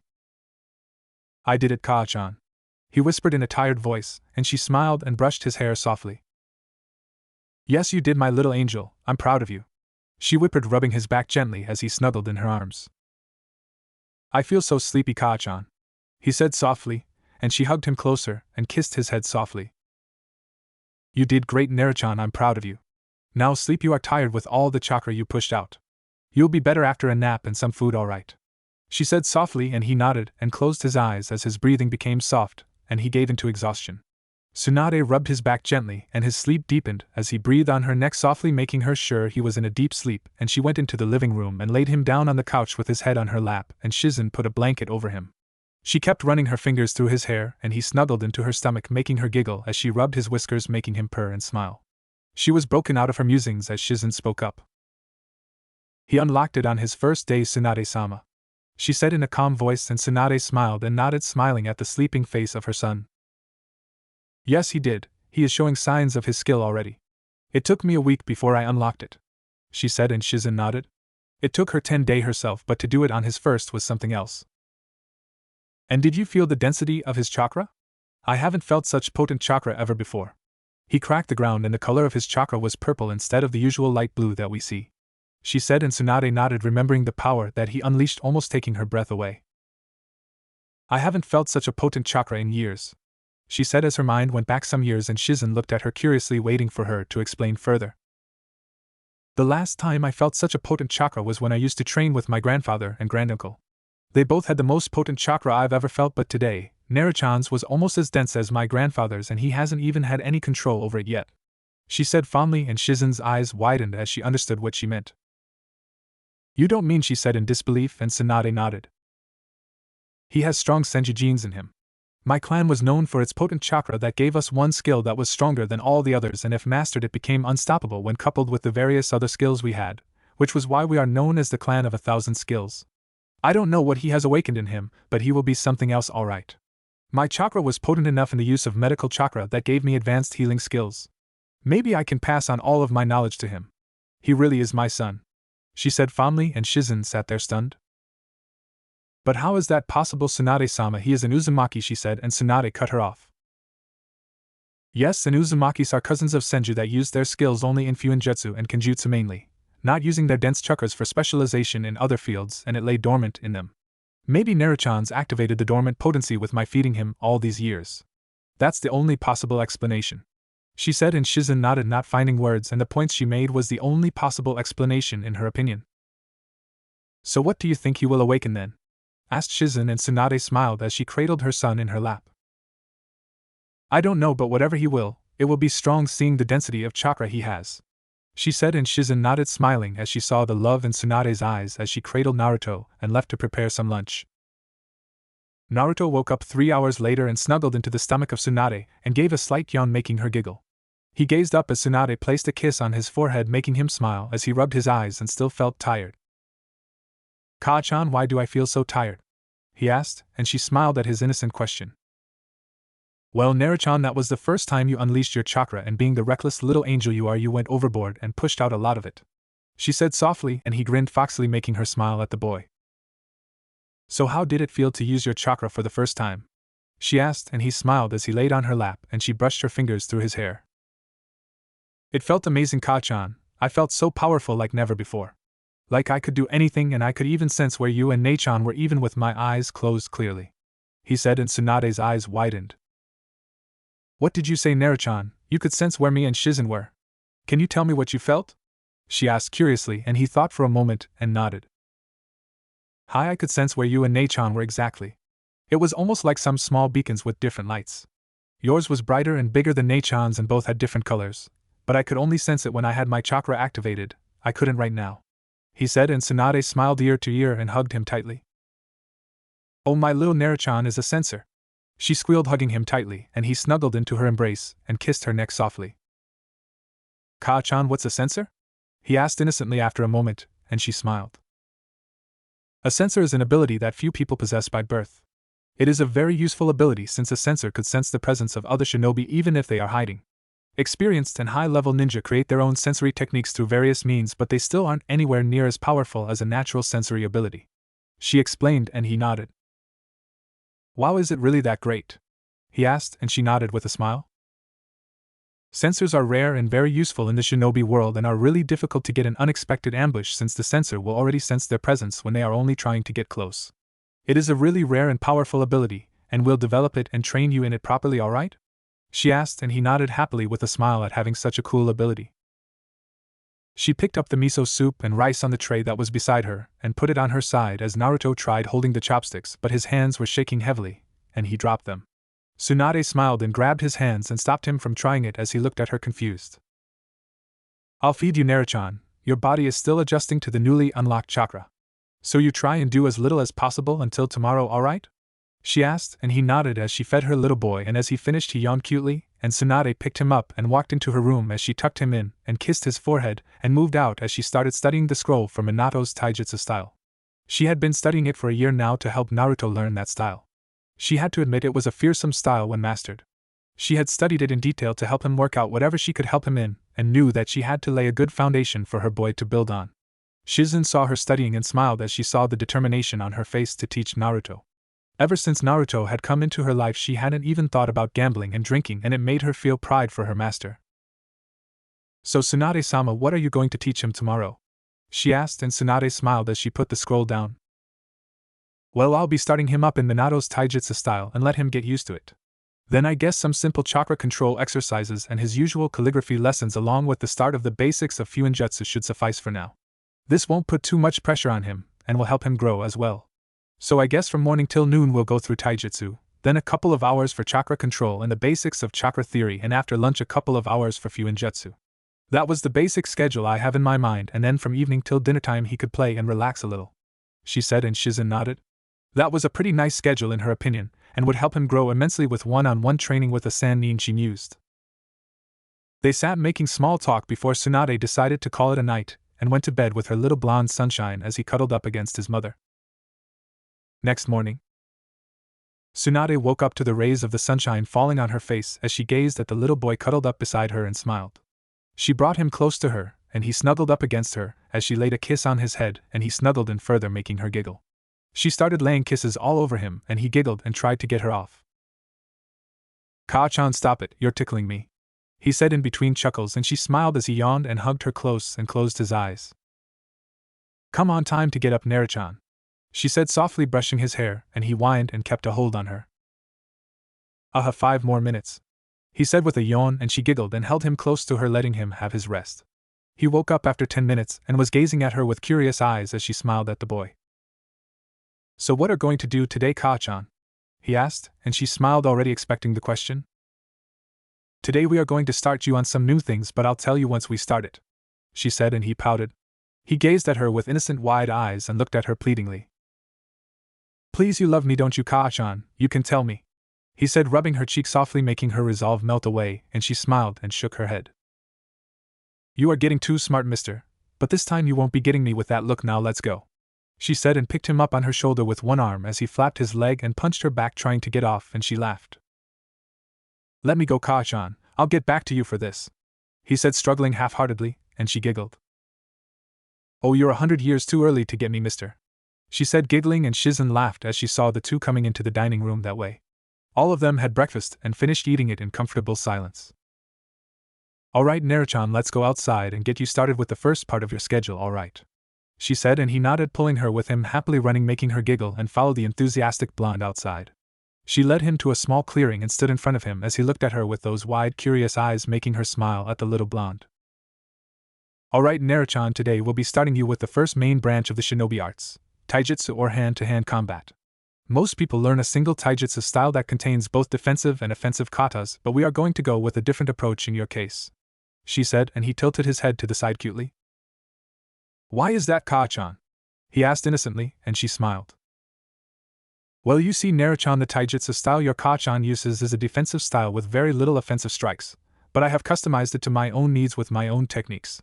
So to not make you too forced on those if you don't manage to make it and learn my techniques, we will start you with your father's style, that is completely offensive, and then let you master my style and see if you can learn the technique your Ka-chan uses to overcome its limitations, she said, and Naruto nodded happily, way too excited at the prospect of learning the two styles of his parents. Ka-chan, you said that you use a technique to perfect your style. What is that technique? He asked innocently, and she smiled at his attentiveness. That's very sharp of you, Naruto, but I will show you when I deem you are ready for it, and maybe even teach it to you. You will be the first one ever to learn this technique other than me, she said, and he looked at her with glimmering eyes.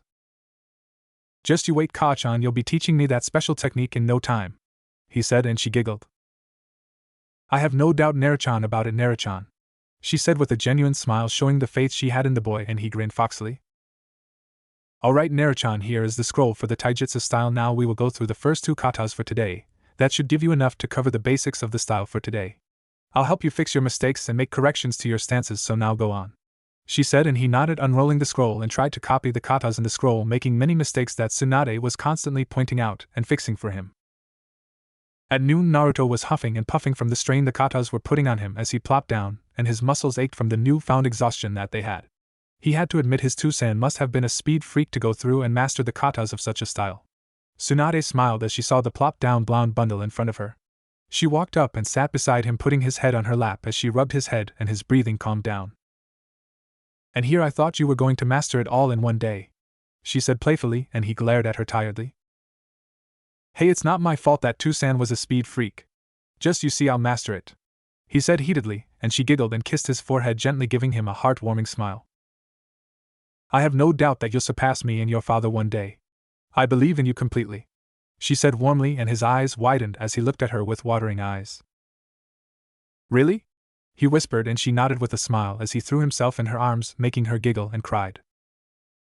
There, Naruto, strong boys don't cry, she whispered, rubbing his back, and he sniffed as he kissed her neck softly. I love you, Ka-chan, he said, making her heart warm, and a wide smile spread on her face. I know, my little sunshine, and I love you the most, she said softly, and he smiled.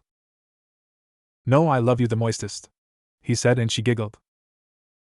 The mostest, Naruto? She asked in a giggle. Hi, he said, making her chuckle. Alright then, I love you the mostest too. You're too cute, my little angel, she said with a giggle as he snuggled in her arms. I'm not cute, I'm dangerous, he said, puffing his cheeks, and she laughed as she got a mischievous tint in her eyes. Dangerous, huh? She asked slyly, and he gulped as she took a position like a pouncing tiger and pounced on him. Roar, she said as she started tickling him, and he laughed, trying to get her away, but to no avail. Ka-chan, stop, it tickles. Alright, I'm cute, please stop, he pleaded in giggles as she stopped and picked him up in her arms as he snuggled in her embrace. Shizen watched it all from afar and was smiling at the two playing blondes. Alright, Naruto, now we are going to learn how to control your chakra. You remember how you pulled it out yesterday, right? She asked, and he nodded. Hi, but it makes me feel fuzzy, he said, and she giggled, making him pout. Naruto, you unlocked your chakra yesterday but don't know how to control it. You pulled almost all of it out yesterday at once and released it into the air, which made you feel fuzzy, she teased, and he puffed his cheeks. Hey, that's not funny, he said, and she laughed as he huffed and sat down, turning his head the other way, and crossed his arms. She got behind him and put him on her lap as she put her head on his shoulder and saw his eyes were closed, and was angry. Alright, I'm sorry, Naruto, you can forgive your Ka-chan, can't you? She asked gently, and he snorted and looked away. She got an idea as she sniffed and put her face in her hands, faking crying. As soon as heard it and saw her, his face saddened, and he hugged her. I'm sorry, don't cry, he whispered, kissing her cheek as his own eyes watered and he sniffed, and she smiled and grinned mischievously and his eyes widened at being outdone.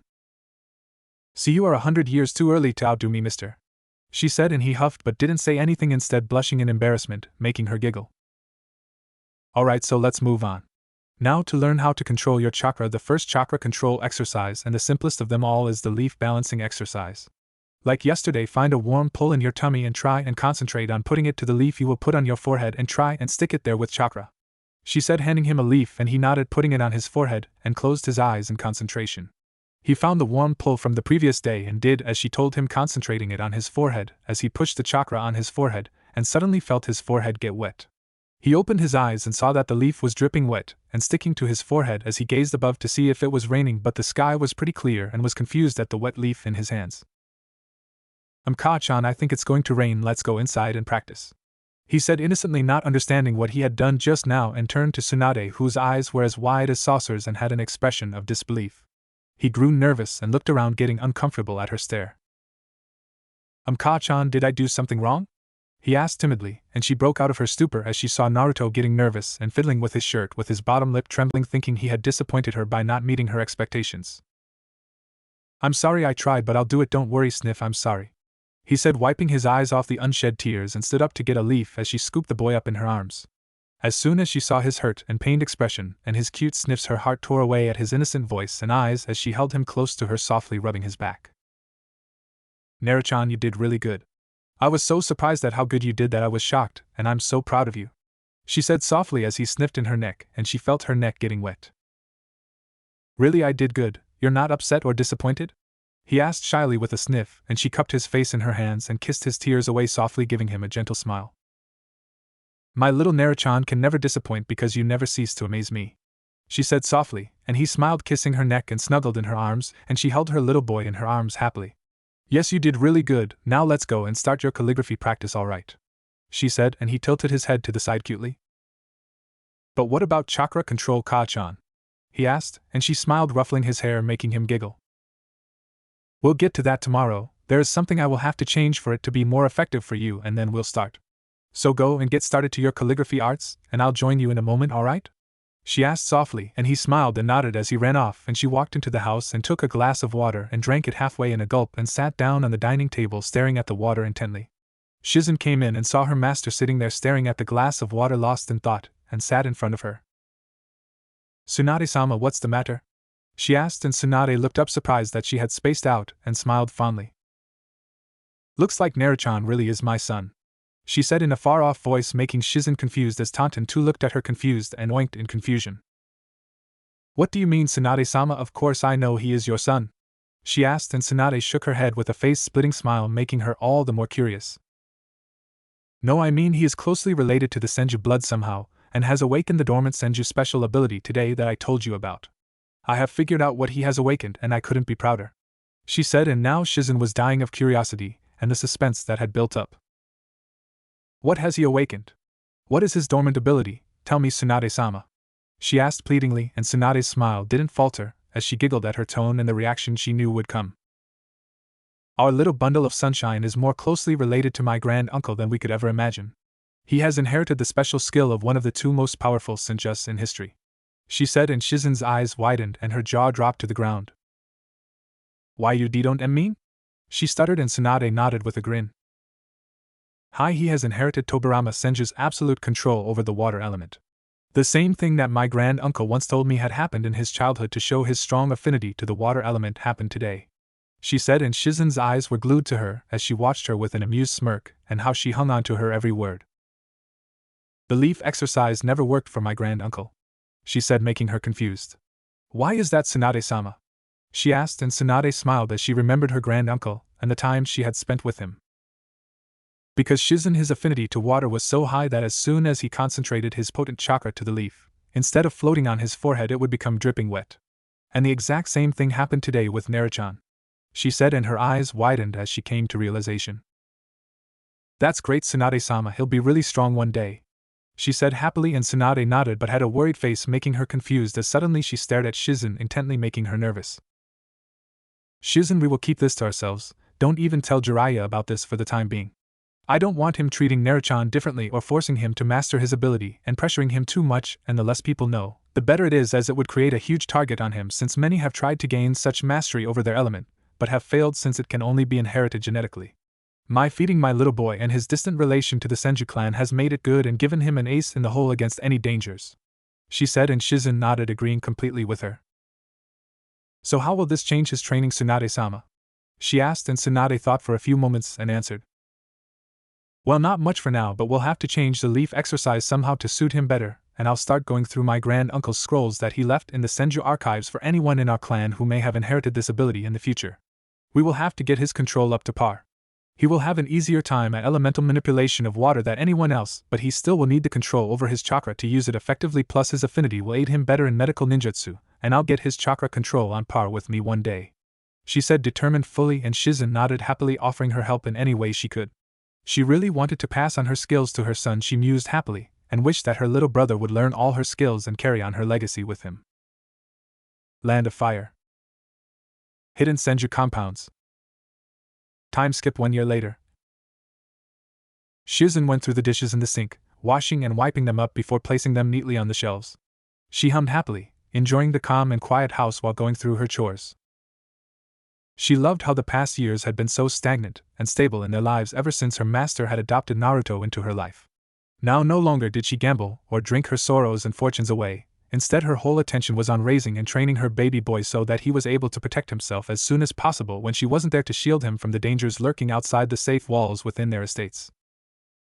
"Naru-chan!" She heard Tsunade's voice ringing through the house. Her gaze turned back when sounds of footsteps became louder and louder before Tsunade appeared through the entrance, with a small frown marring her face. "Shizen?" she mumbled, half questioning and half stating the fact as if she wasn't too keen on finding her here. "What's the matter, Lady Tsunade?" she asked, clearly seeing the worry and concern etched all over her face. Tsunade's worried hazelnut eyes focused on her female apprentice with a stern look, startling her a bit at the guarded gaze she held. "Where's Naruto, Shizen? For the life of me, I couldn't find my boy anywhere," she spoke in irritation and a little annoyance, making the raven-haired girl giggle. She could see the woman had just woken up from a nap, seeing her flowing and disheveled blonde hair along with her puffy eyes, and she was no doubt annoyed at not finding her son in her arms when she woke up. "Naruto went out into the forests an hour ago, my lady. He looked quite reserved and thoughtful, as if he was trying to find something important," she trailed off when Tsunade pinched her eyebrows in realization of where he had gone off to. "Probably went to search for the herbs I was teaching him about before I fell for a nap. That boy is just too curious for his own good sometimes," she mumbled, no doubt not in a good mood at not being able to find her joyful blonde to coddle with. Shizen giggled and shook her head when Tsunade plopped down on the dining table with her forehead resting on the hardwood, letting out a tired sigh. Naruto always seemed to do this over the past few weeks, ever since Tsunade had started to teach him about some basic herbs. As soon as she finished her lesson, the boy would be off into the widespread clearing of the estate to find one, no matter if it could be found in these regions or not. And it annoyed Tsunade to no end when, after arguing with him to keep him with herself in her arms, he would run off saying her would find it. And almost every time he would return with the herb that even the best medic means would be hard-pressed to find in these regions. The boy had luck made of gold, and was a walking rabbit's foot in her mother's eyes, who had even suggested getting him a job at the casinos as a luck expert. "He'll be back, my lady. Why don't you have some coffee till then?" Shizen handed her the cup, which the blonde woman took tiredly. Shizen couldn't help but giggle. Take away Naruto from her, and it would be as if she had been drained completely off her energy. It was the same way the other way around, except Naruto would become restless and worried that his mother wasn't with him before he was off expanding his senses and finding his mother. The two were almost inseparable from each other, and Shizen loved the special bond the two shared with each other. Not that Shizen wasn't jealous, she too wanted the blonde to adore her as much, but knew she was just being silly knowing how much the boy loved her too, even if she knew his heart belonged with his mother completely. "Ka-chan?" A soft voice rang in the kitchen, making Tsunade perk up in an instant and whip her head around. Shizen too whipped her gaze back, and both ladies let out gasps at the same time. Naruto stood there, barely recognizable with all the mud covering his whole appearance, except for the rare lock or two of his shiny golden hair that were still making him a bit recognizable. Tsunade instantly was off the table and on her knees, in front of her boy with worried and concerned eyes, cupping his muddy cheeks in her palms softly. "Naru-chan, what happened to you, baby?" she asked, and was checking him all over to see if her was hurt or anything. But she was surprised when the boy pulled out his hands from behind his back to show them the flower he had extracted from the ground carefully, so as to not hurt his roots and allowing it to be potted in a pot again. "See, I found the violet calendula you told me about in the morning, isn't it pretty?" he asked, making both ladies have their eyes widen in shock. It was an extremely rare herb used to heal poisons from the most venomous of spiders found in the eastern regions of the Land of Fire, and was expensive as hell at that. Though when her honey brown eyes looked at those innocently curious baby blue eyes along with his muddy smile, she couldn't help but giggle in her hand. Shizen too was stifling her giggles in her sleeve, making him quite confused, which he showed by tilting his head cutely to the side. "Did I find the wrong one?" he asked in a small voice, making their laughs cease only to see his nervous eyes staring down at the floor. Both realized he was thinking they were laughing at him to make fun of his failure, and smiled at the innocent boy lovingly. Tsunade caught his chin in her fingers and started wiping his face to bring out the fair skin and whiskers that were hiding underneath all the mud before planting a soft kiss on them, making him smile. "You never cease to surprise me, Naruto. You found the right one yet again. I swear you'll take my title of the Queen of Elixirs pretty soon and become a Prince of Elixirs. Yourself," she said bashfully, making the blonde smile a joyful smile, and his eyes sparkled in excitement. "Really?" he asked happily, and she nodded with a smile, working on cleaning off his face with her kimono sleeves. Her expensive kimono lay ruined, but she couldn't care less about the article of clothing. His smiles and ticklish giggles were all worth it in her eyes. "Now you have to take a bath to clean up," was all she could say before the boy slipped out of her fingers expertly, and her eyes widened when he ran out with a joyful laugh. Shizen giggled, already knowing what would happen now, for it had become quite a common occurrence in the estate. "Naruto, and no, don't you dare!" Tsunade shouted and gave chase to the boy as their laughs and shouts rang in the halls. Shizen wiped her hands clean off the towel and ran out behind her blonde master to witness the moments she loved so much. Her hands now slipped a camera on her way out unknown to the two of them. She wasn't letting this moment go like this without capturing it for life. "Naruto!" Tsunade exclaimed, her arms outstretched to catch the boy, who ducked under her grasp at the last point with a laugh, and she growled. "Ha ha ha, you won't catch me, Ka-chan!" he shouted proudly, making her smile knowingly how she always let him do what he wanted, even if she could have caught the boy in a moment had she wanted to. But his happiness was precious to her, and she was saving his innocence with her shadow completely hidden from the world outside.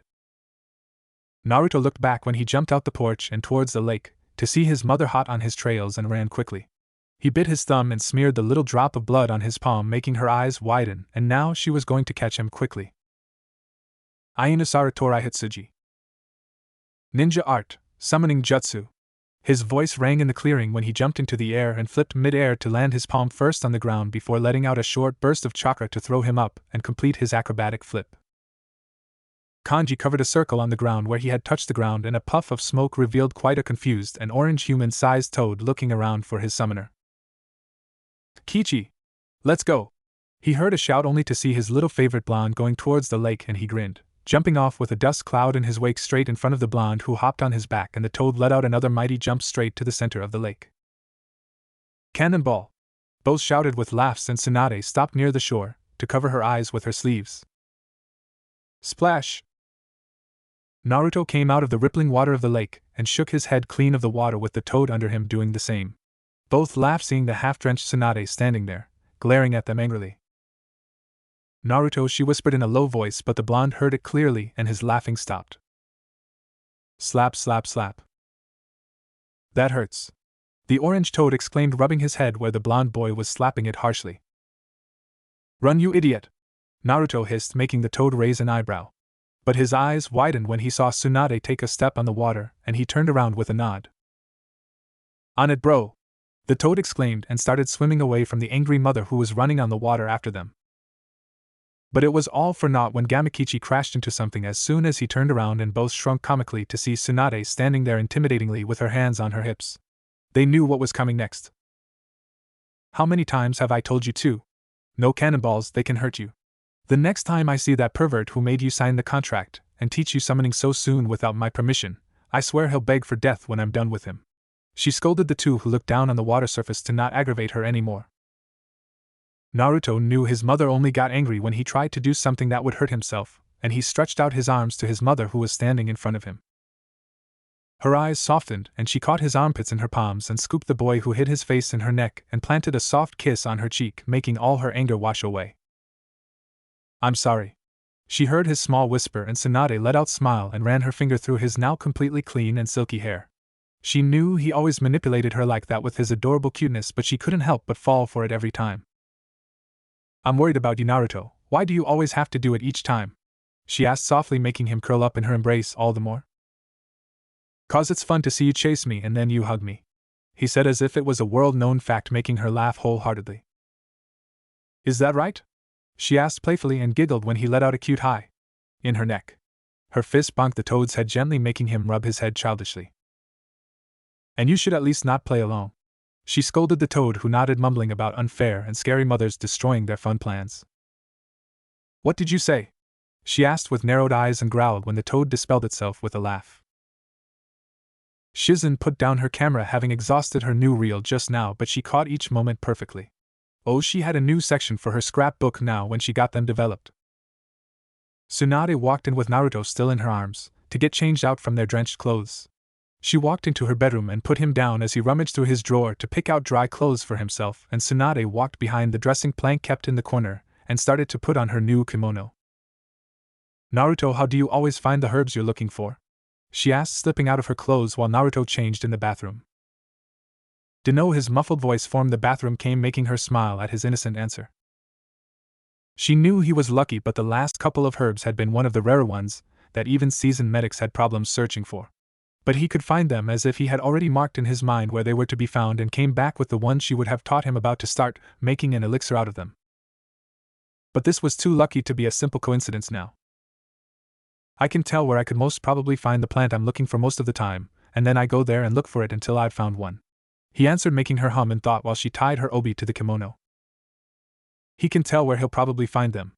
Interesting answer, but it really is a great sense for a medic to have along with his lucky guesses. She mused, coming out, tying her now dry hair in a simple loose bun, and saw Naruto coming out in a small red t-shirt and black pants with the Senju clan symbol donned on his right biceps sleeve. He was going to be a ladies' man for sure when he grew up, but she would be putting them out with a stick if they turned to her son's innocence.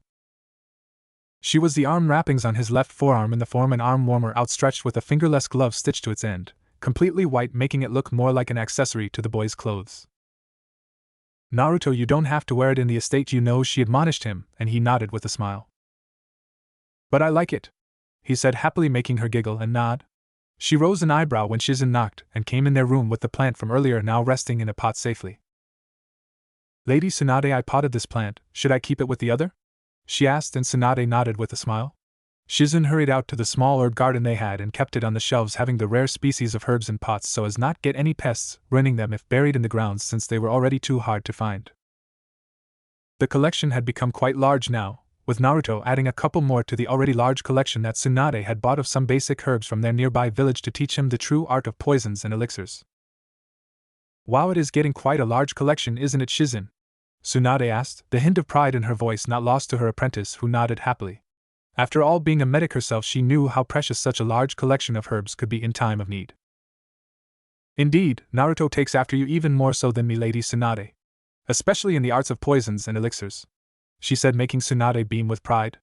Her adorable ball of sunshine really did absorb everything she taught like a sponge to water.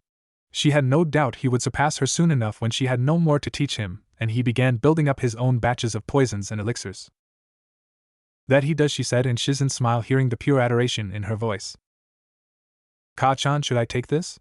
A happy voice came from their side to see Naruto holding up a scissor and a petal of another flower in his hand. Tsunade nodded and smiled, showing him which ones to pick to counter a poison found in the most common of reptilians, which they could now make with the addition of their latest plant. "Alright, Naruto, now I'll let you prepare the elixir this time. Some hands-on experience will come in handy to learn from now on," she said, and giggled when he beamed and nodded joyfully. She crouched down on the ground nearby and placed her palm on a small patch of grassy land. Her wrist twisted, manipulating the earth with some Doton chakra to twist the earth and form a small pit there. She watched Naruto's pouting face and giggled. He had been pestering her to teach him that, but she wouldn't give in just yet, and have him do training all the time instead of enjoying like he should at his age. "No, I'm not teaching it to you yet, Naruto. First you'll complete water manipulation before you move on to earth. Not even a simple jutsu until then, and no more of those doe puppy dog eyes," she admonished him before he could protest, making him sulk and pull out some grass sullenly. But you don't let me take any plants in my room, and now you don't teach me this, he whispered sadly, making her heart tear away at the innocence and sadness laced in his voice. She knew he was sad when she had stopped him from taking any plants in his room like he wanted to in the past few weeks. The boy loved them like his own pets, but she couldn't have him turn the house into a forest, which could have been harmful, mind you, with all the various oxidants the plants released at night, which she was sure he would turn the house into with all the plants he was always scouring out that he loved. Her heart tore away seeing his shimmering eyes, and she had half a mind to let him grow a damn tree in her bedroom rather than see him cry like that. Naruto, she called out, making him look at her with a soft sniffle that made him look all the more adorable in her eyes. I'll teach you how to heal cuts and scrapes with the basic stages of my mystical palm jutsu if you listen to me, alright? She asked and giggled when he blurred into her chest and squeezed her for dear life. You're the best, Kaa-chan, he exclaimed happily, and she let out a small laugh, kissing his head gently, and smiled when he turned back to his lesson.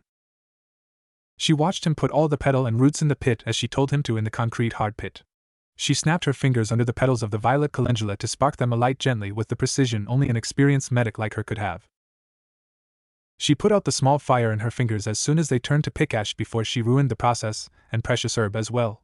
Her eyes turned up to her baby boy to instruct him on the next step when she saw his shimmering wide doe-looking puppy dog eyes looking at her pleadingly with a small sniffle.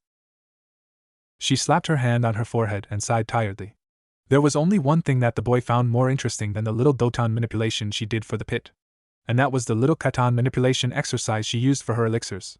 But she couldn't have him light the house on fire if she started teaching him that, knowing how he would practice it even in his room until he had mastered it.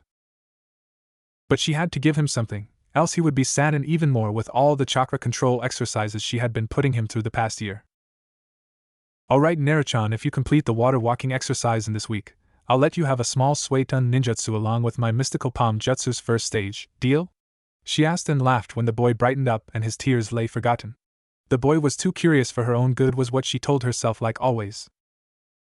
She watched how her son manipulated the water around his hands straight out of the vapors in the air and turned them into a small glob of water hovering above his palms.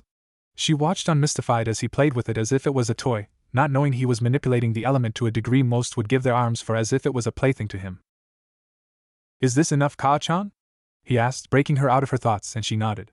Most medics taught to make elixirs in sterilized porcelain bowls, but she was teaching him this way so he could be ready to make anything anywhere if the situation called for it, and not be bounded by the lack of equipment found in hospitals like some of the lesser accomplished but respected and non-field medics out there.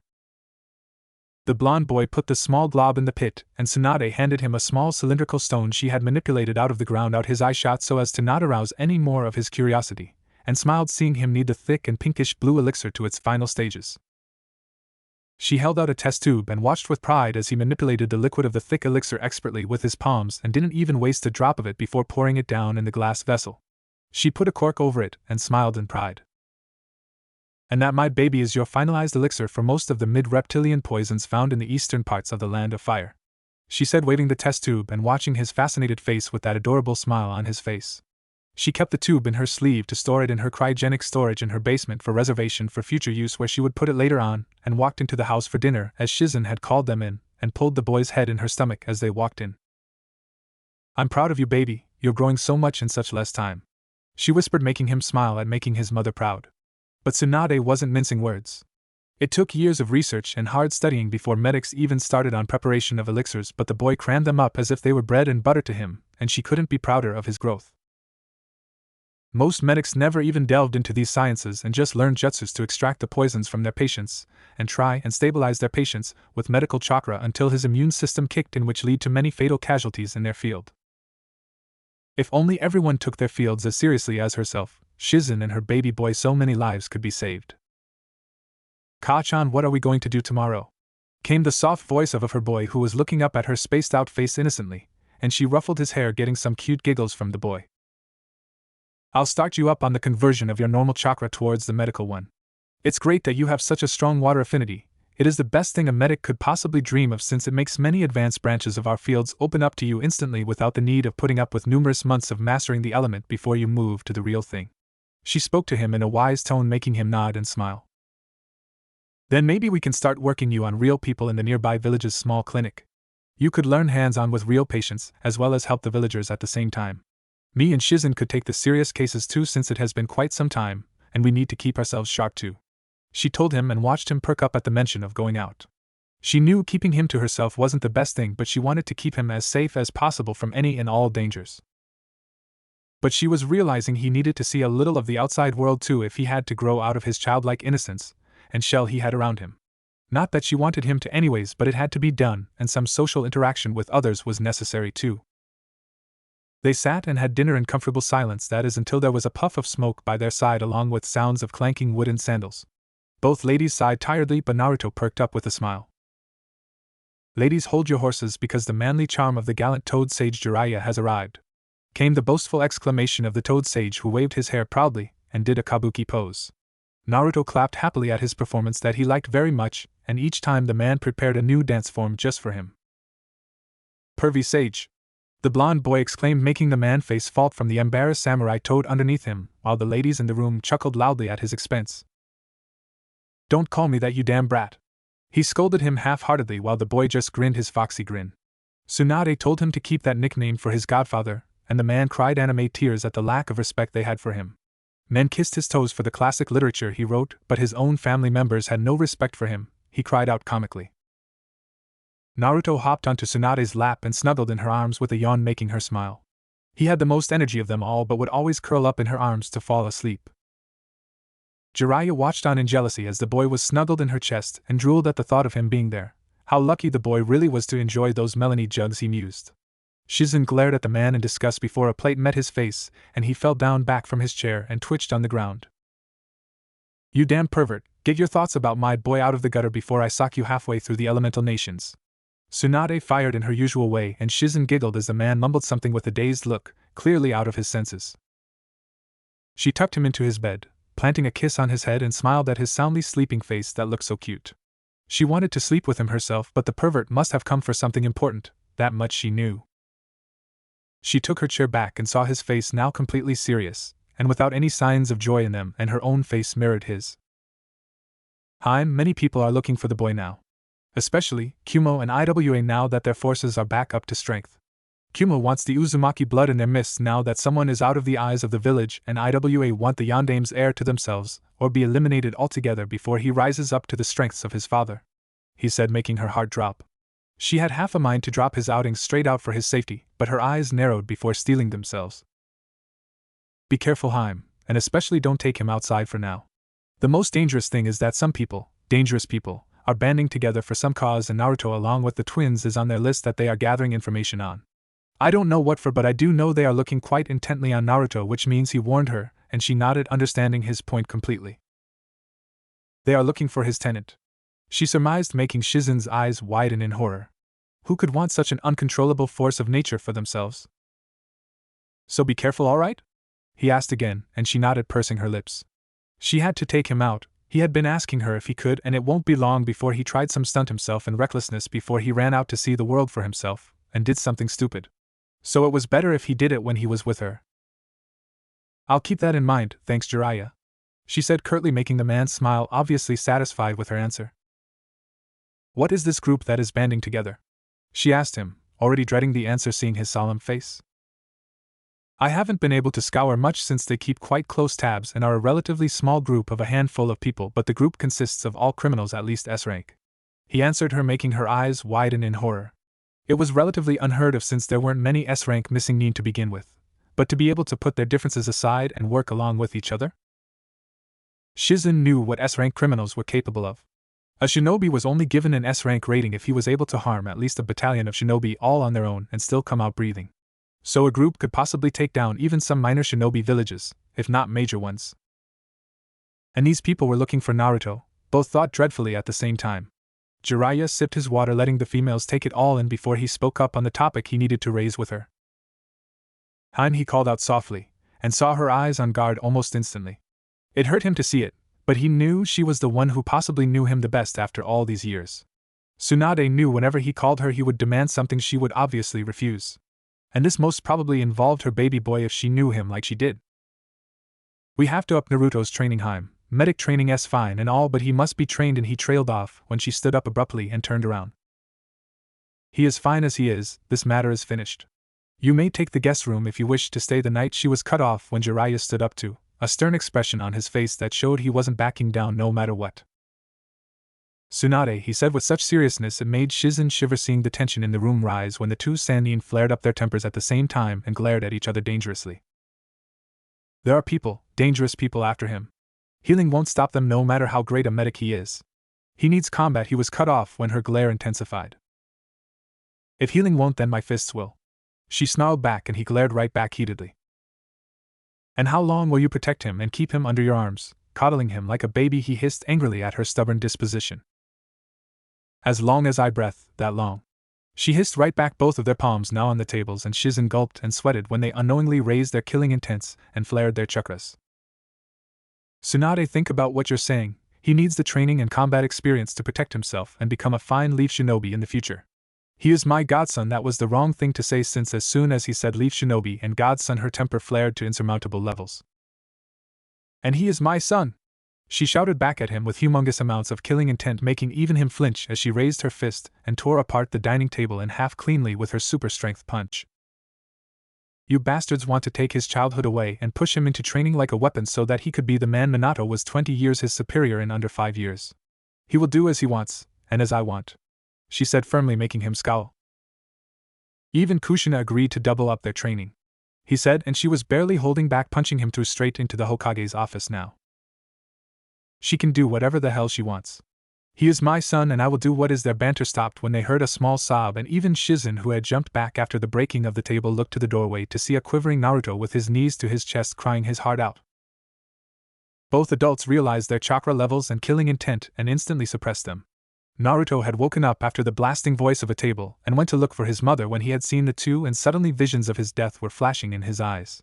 He hadn't felt so scared in his life. Tsunade picked the boy up on her lap and cooed him, rocking him and whispering sweet nothings into his ear for her lack of control on her temper.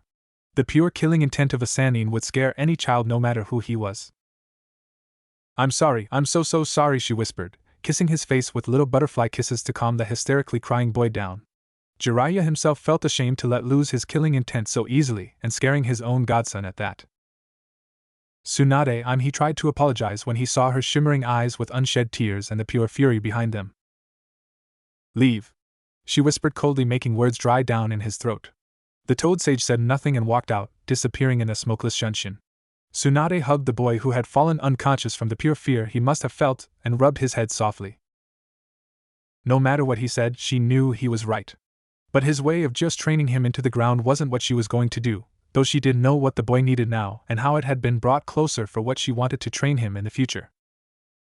There was no training that could prepare him to take on S-rank criminals without years of training and pure field combat experience, but she could give him a small ace in the hole that would keep her fears for his safety at bay for now. In the basement, our favorite blonde hero sat on the cold tiled floor of the basements in the house that were only used for storage purposes by the current small residents of the house. But today it had a different purpose to fulfill for the family. A much more important one. "Kao-chan, ha ha ha," it tickles, Naruto said in giggles, feeling his mother's hands working their way all over his body. Tsunade dipped her index and middle finger in ink, before going back to her half-naked boy and started scribbling strange kanji all over his body. Her face showed one of immense concentration as she began the scribbling the seal on someone's body for the second time in her life. The first time had been for Shizen, but the girl was never able to truly embrace the thing it was meant for. Tsunade walked up front and scribbled her way up his shoulders and onto his cheeks before finally scribbling a small rhombus over his forehead as the final connecting point of the slick pattern of kanji all over the boy. "Alright, Naruto-chan, I'm done. Now stay absolutely still, okay?" she asked, and got a nervous nod from the boy, who still had no idea what she was doing to him, but he trusted her with his life. She ruffled his hair playfully to ease up his nerves and got a slight giggle out of him. "This won't even feel like anything and will be over before you know it. Just that you'll feel weak and most probably feel sleepy after I'm done, so nothing to worry about, Kay?" she asked him in her gentle motherly voice, and instantly got a happy nod from the blonde. "Alright, let's go," she whispered to herself, and clapped her palms together. Naruto watched on in amazement when she started going through hand seals, slowly and carefully. He knew how fast she could do them. He couldn't even see her hands in a blur the last time she showed him her full speed, but she wanted to do it right and make sure it was done absolutely perfectly in the end. Naruto sat there for 10 minutes, watching her go through hundreds of hand seals, her eyebrows furrowed in concentration with her reserves draining considerably by the moment. A bead of sweat rolled down her forehead before she stopped on her 176th hand seal. Her hazelnut eyes snapped open and her palm glowed a bright purple with the kanji 4 now emblazoned over it.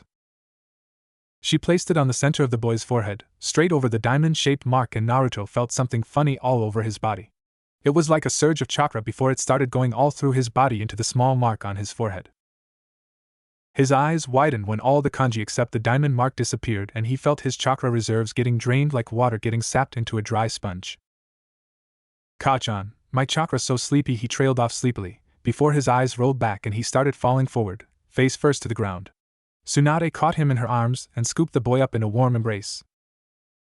Her eyes still concentrated on the mark that was glowing brightly on his forehead. She felt nervous since it shouldn't have taken that long to stabilize when it suddenly glowed brilliantly and vanished from his skin altogether, making her sigh in relief.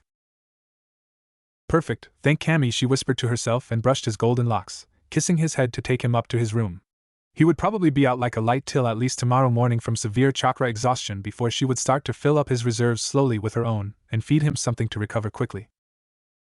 She walked past the living room, coming across Shizun, who rose an eyebrow seeing the sleeping boy in her arms. It was still early morning, so it was quite surprising that the usually energetic and giggling blonde was still sleeping. Tsunade walked past her and tucked the boy into his bed, planting a kiss on his head like usual, and turned her eyes to a confused Shizun staring at her and the boy and then at her again in pure confusion with a hint of concern shining in her eyes for baby brother. He's fine, Shizun, nothing to worry about. He'll just sleep throughout the day, she said, making her face show more of her concern for her little brother. Nothing to worry about. He'll be up and about tomorrow like a happy customer for sure. She calmed the girl down, who nodded but was still confused as to why he was going to sleep so much in the first place. Both sat on the couch, the blonde woman already knowing her apprentice would want some answers, so she decided to explain it to her completely now. Remember, Shizun, when 8 years ago I placed a seal on you and you slept throughout a couple of days? She asked her, getting a nod from the girl. Yeah, I do, Lady Tsunade, but what does? Shizun trailed off and her eyes widened to those resembling saucers. Realization dawned on her, and she turned as pale as a sheet, realizing the consequences of what her master had done. You placed the seal on him? She asked her incredulously, and got a simple nod from the Senju clan head, who closed her eyes as if it was a run-of-the-mill action on her part. Have you gone insane? He's only 6 years old. Shizun couldn't help but shout at her master. Tsunade though rose an eyebrow at her apprentice, who breathed a deep breath, realizing who she was talking to in the first place. But Tsunade let it slide, knowing how much she cared for her boy and why she was shouting in the first place.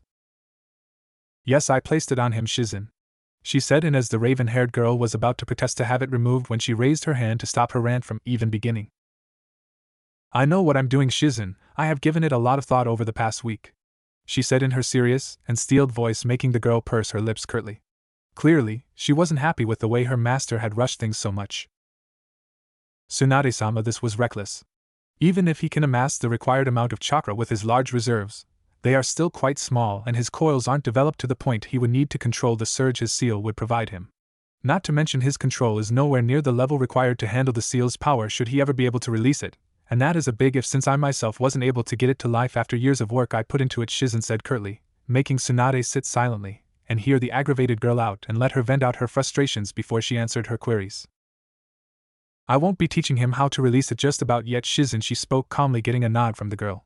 It was the only thing she had heard until now that made sense anyways. Then why did you place it now, Tsunade-sama? She trailed off, seeing her crestfallen expression on Tsunade's face, and her heart melted at seeing the vulnerable side of her master coming out now. Because I'm scared, Shizun, she said honestly, placing her face in her palms to control herself, and Shizun sat by her side to give her a reassuring hug. Now she understood why she had done it. The talk with Jiraiya a week earlier must have triggered her decision. I can't lose him, Shizun, he's everything I have. And now the world is after my baby's life, she whispered with a choked sob, making the raven girl sigh and nod sadly. Though she was surprised when Tsunade looked at her with determined eyes. So I have placed a small trigger over the basic seal that serves 2 purposes now, she said, making her apprentice raise an eyebrow. Now this was news to her. The seal hadn't been experimented on since Mito Uzumaki's reign and creation of it until Tsunade had tinkered with it to the point she wore today. She was quite curious with this development, knowing almost all the seal's functions anyways. Firstly, for now it will drain his chakra reserves on its own, leaving only the barest minimum to trigger the functioning of the seal, she explained, making the girl nodded. It was a needed step to jumpstart the powerful seal in the first place, with a huge burst of chakra coming from its bearer or the one who places it. Tsunade must have used the boys, since she would have liked to keep an eye on his condition herself to see if she did anything wrong and fix it before it becomes fatal. It was only logical. Secondly, whenever he is completely drained of chakra or has received a fatal wound that is threatening his life, the seal would be triggered all on its own, she said, making Shizen's eyes turn wider than ever at the implications. Tsunade decided to cut her musings short before she had another burst of frustrations. But it is only a one-time thing. I reserved my own chunk of medical chakra in it as a small reservoir, so that even if someone made a direct hit to his heart, the seal has enough juice in it to make him recover completely. But it will only work once, she explained, and now Shizen realized why she had done what she had done. It was a guaranteed fail-safe for the boy's safety, and not her innate desire to make her skills be passed on to her son that had made her rush up things so much. She couldn't help but smile proudly at the concern the woman held for her baby boy. It was unlike anything she had ever seen before. But a small question still played on her mind now that the deed had been done by Tsunade. "Do you think he'll be able to master it?" Shizen asked, making Tsunade tilt her head in innocent confusion. Shizen sighed. These mother and son sometimes had the same expressions on their faces. "The seal, I mean, not even I could get it to work. Will he be able to?" She trailed off at seeing the grinning face of Tsunade. "Oh, he'll master it all right," Tsunade said with all the confidence of the world shining through her eyes. Shizen couldn't understand how she was so damn confident when Tsunade stood up. It was time for a warm cup of sake today. She needed it. Shizen too didn't stop her now. "He is my son after all," she whispered to herself before squinting her eyes when she downed the cup in one go. Shizen couldn't help but laugh when the Queen of Liquor coughed violently, feeling the new sensation of alcohol burning her throat after a pretty long time. "God, cough, I'm so out of shape," Tsunade said, much to the amusement of Shizen, who was snickering happily seeing Tsunade pat her chest after downing another cup down. Though her eyes widened in horror when Tsunade took the cork out with her mouth and started downing the whole bottle down in one go. "Tsunade-sama!" Shizen shrieked, but the damage had already been done. She held the bottle upside down, but not even a drop fell from it, making her sigh. She glared at the Sannin, whose cheeks were now a faint pink as the alcohol began to take effect. "All right, Shizen hick. I'll go and sleep with my baby. You get something heavy for him to eat hick when he wakes up. A little for me too," she said the last part as an afterthought while Shizen watched her go into Naruto's room with a sigh. Some things just never changed, her master's little childish antics being one of them. But even still, her care for her son's safety was unparalleled, that much no one could argue. "This is some fine sake," a third voice said from behind Shizen, making her stiffen before doing the only thing she could. "Kaya!" She shrieked and launched a barrage of senbons at the voice. She sighed in relief at seeing the mane of hair now covering Konoha's legendary toad sage for protection from her attack, who was chugging down the contents of the new bottle quite happily without a care in the world. Shizen couldn't help but wonder if she and Naruto were the only normal ones left around here now. "How long have you been here, Jiraiya-sama?" she asked tiredly, to gauge what all he had heard. The man though leaned on the wall with his back and wiped off his face with a smile that was quite too serious for Shizen's liking. "Long enough," he answered cryptically, making her sigh yet again at his unclear reply. She didn't even bother to ask how come they hadn't felt his presence. After all, the man was a master at espionage, and held a spy network greater than Konoha's own at his personal disposal. Jiraiya was happy that Tsunade was taking his words and warnings to heart, and not lacking in the boy's safety. But it still wasn't enough in his eyes, he had to do something. "What are you thinking, Jiraiya-sama?" He heard Shizen's voice and broke off from his thoughts with a warm smile, shaking his head. Shizen couldn't help but be nervous. The man was rarely serious, if ever, and it was scaring her, to be honest. "Oh, nothing for a fine beauty like you to worry about, Shizen," he said with a lecherous grin, making the girl face palm and leave while shaking her head, muttering something akin to hopeless perverts. He yelped indignantly hearing her remarks, but she had already left, making him sweat drop. He chugged down another gulp of sake and racked his brain to do something to make the boy have an ace up his sleeve, while keeping his mother seemingly oblivious to all his efforts. A moment later he let out a mischievous giggle before disappearing in a smokeless shunshin. Oh, Tsunade was going to flip when she heard about his own hands-on with the boy, but it would be worth it in the end.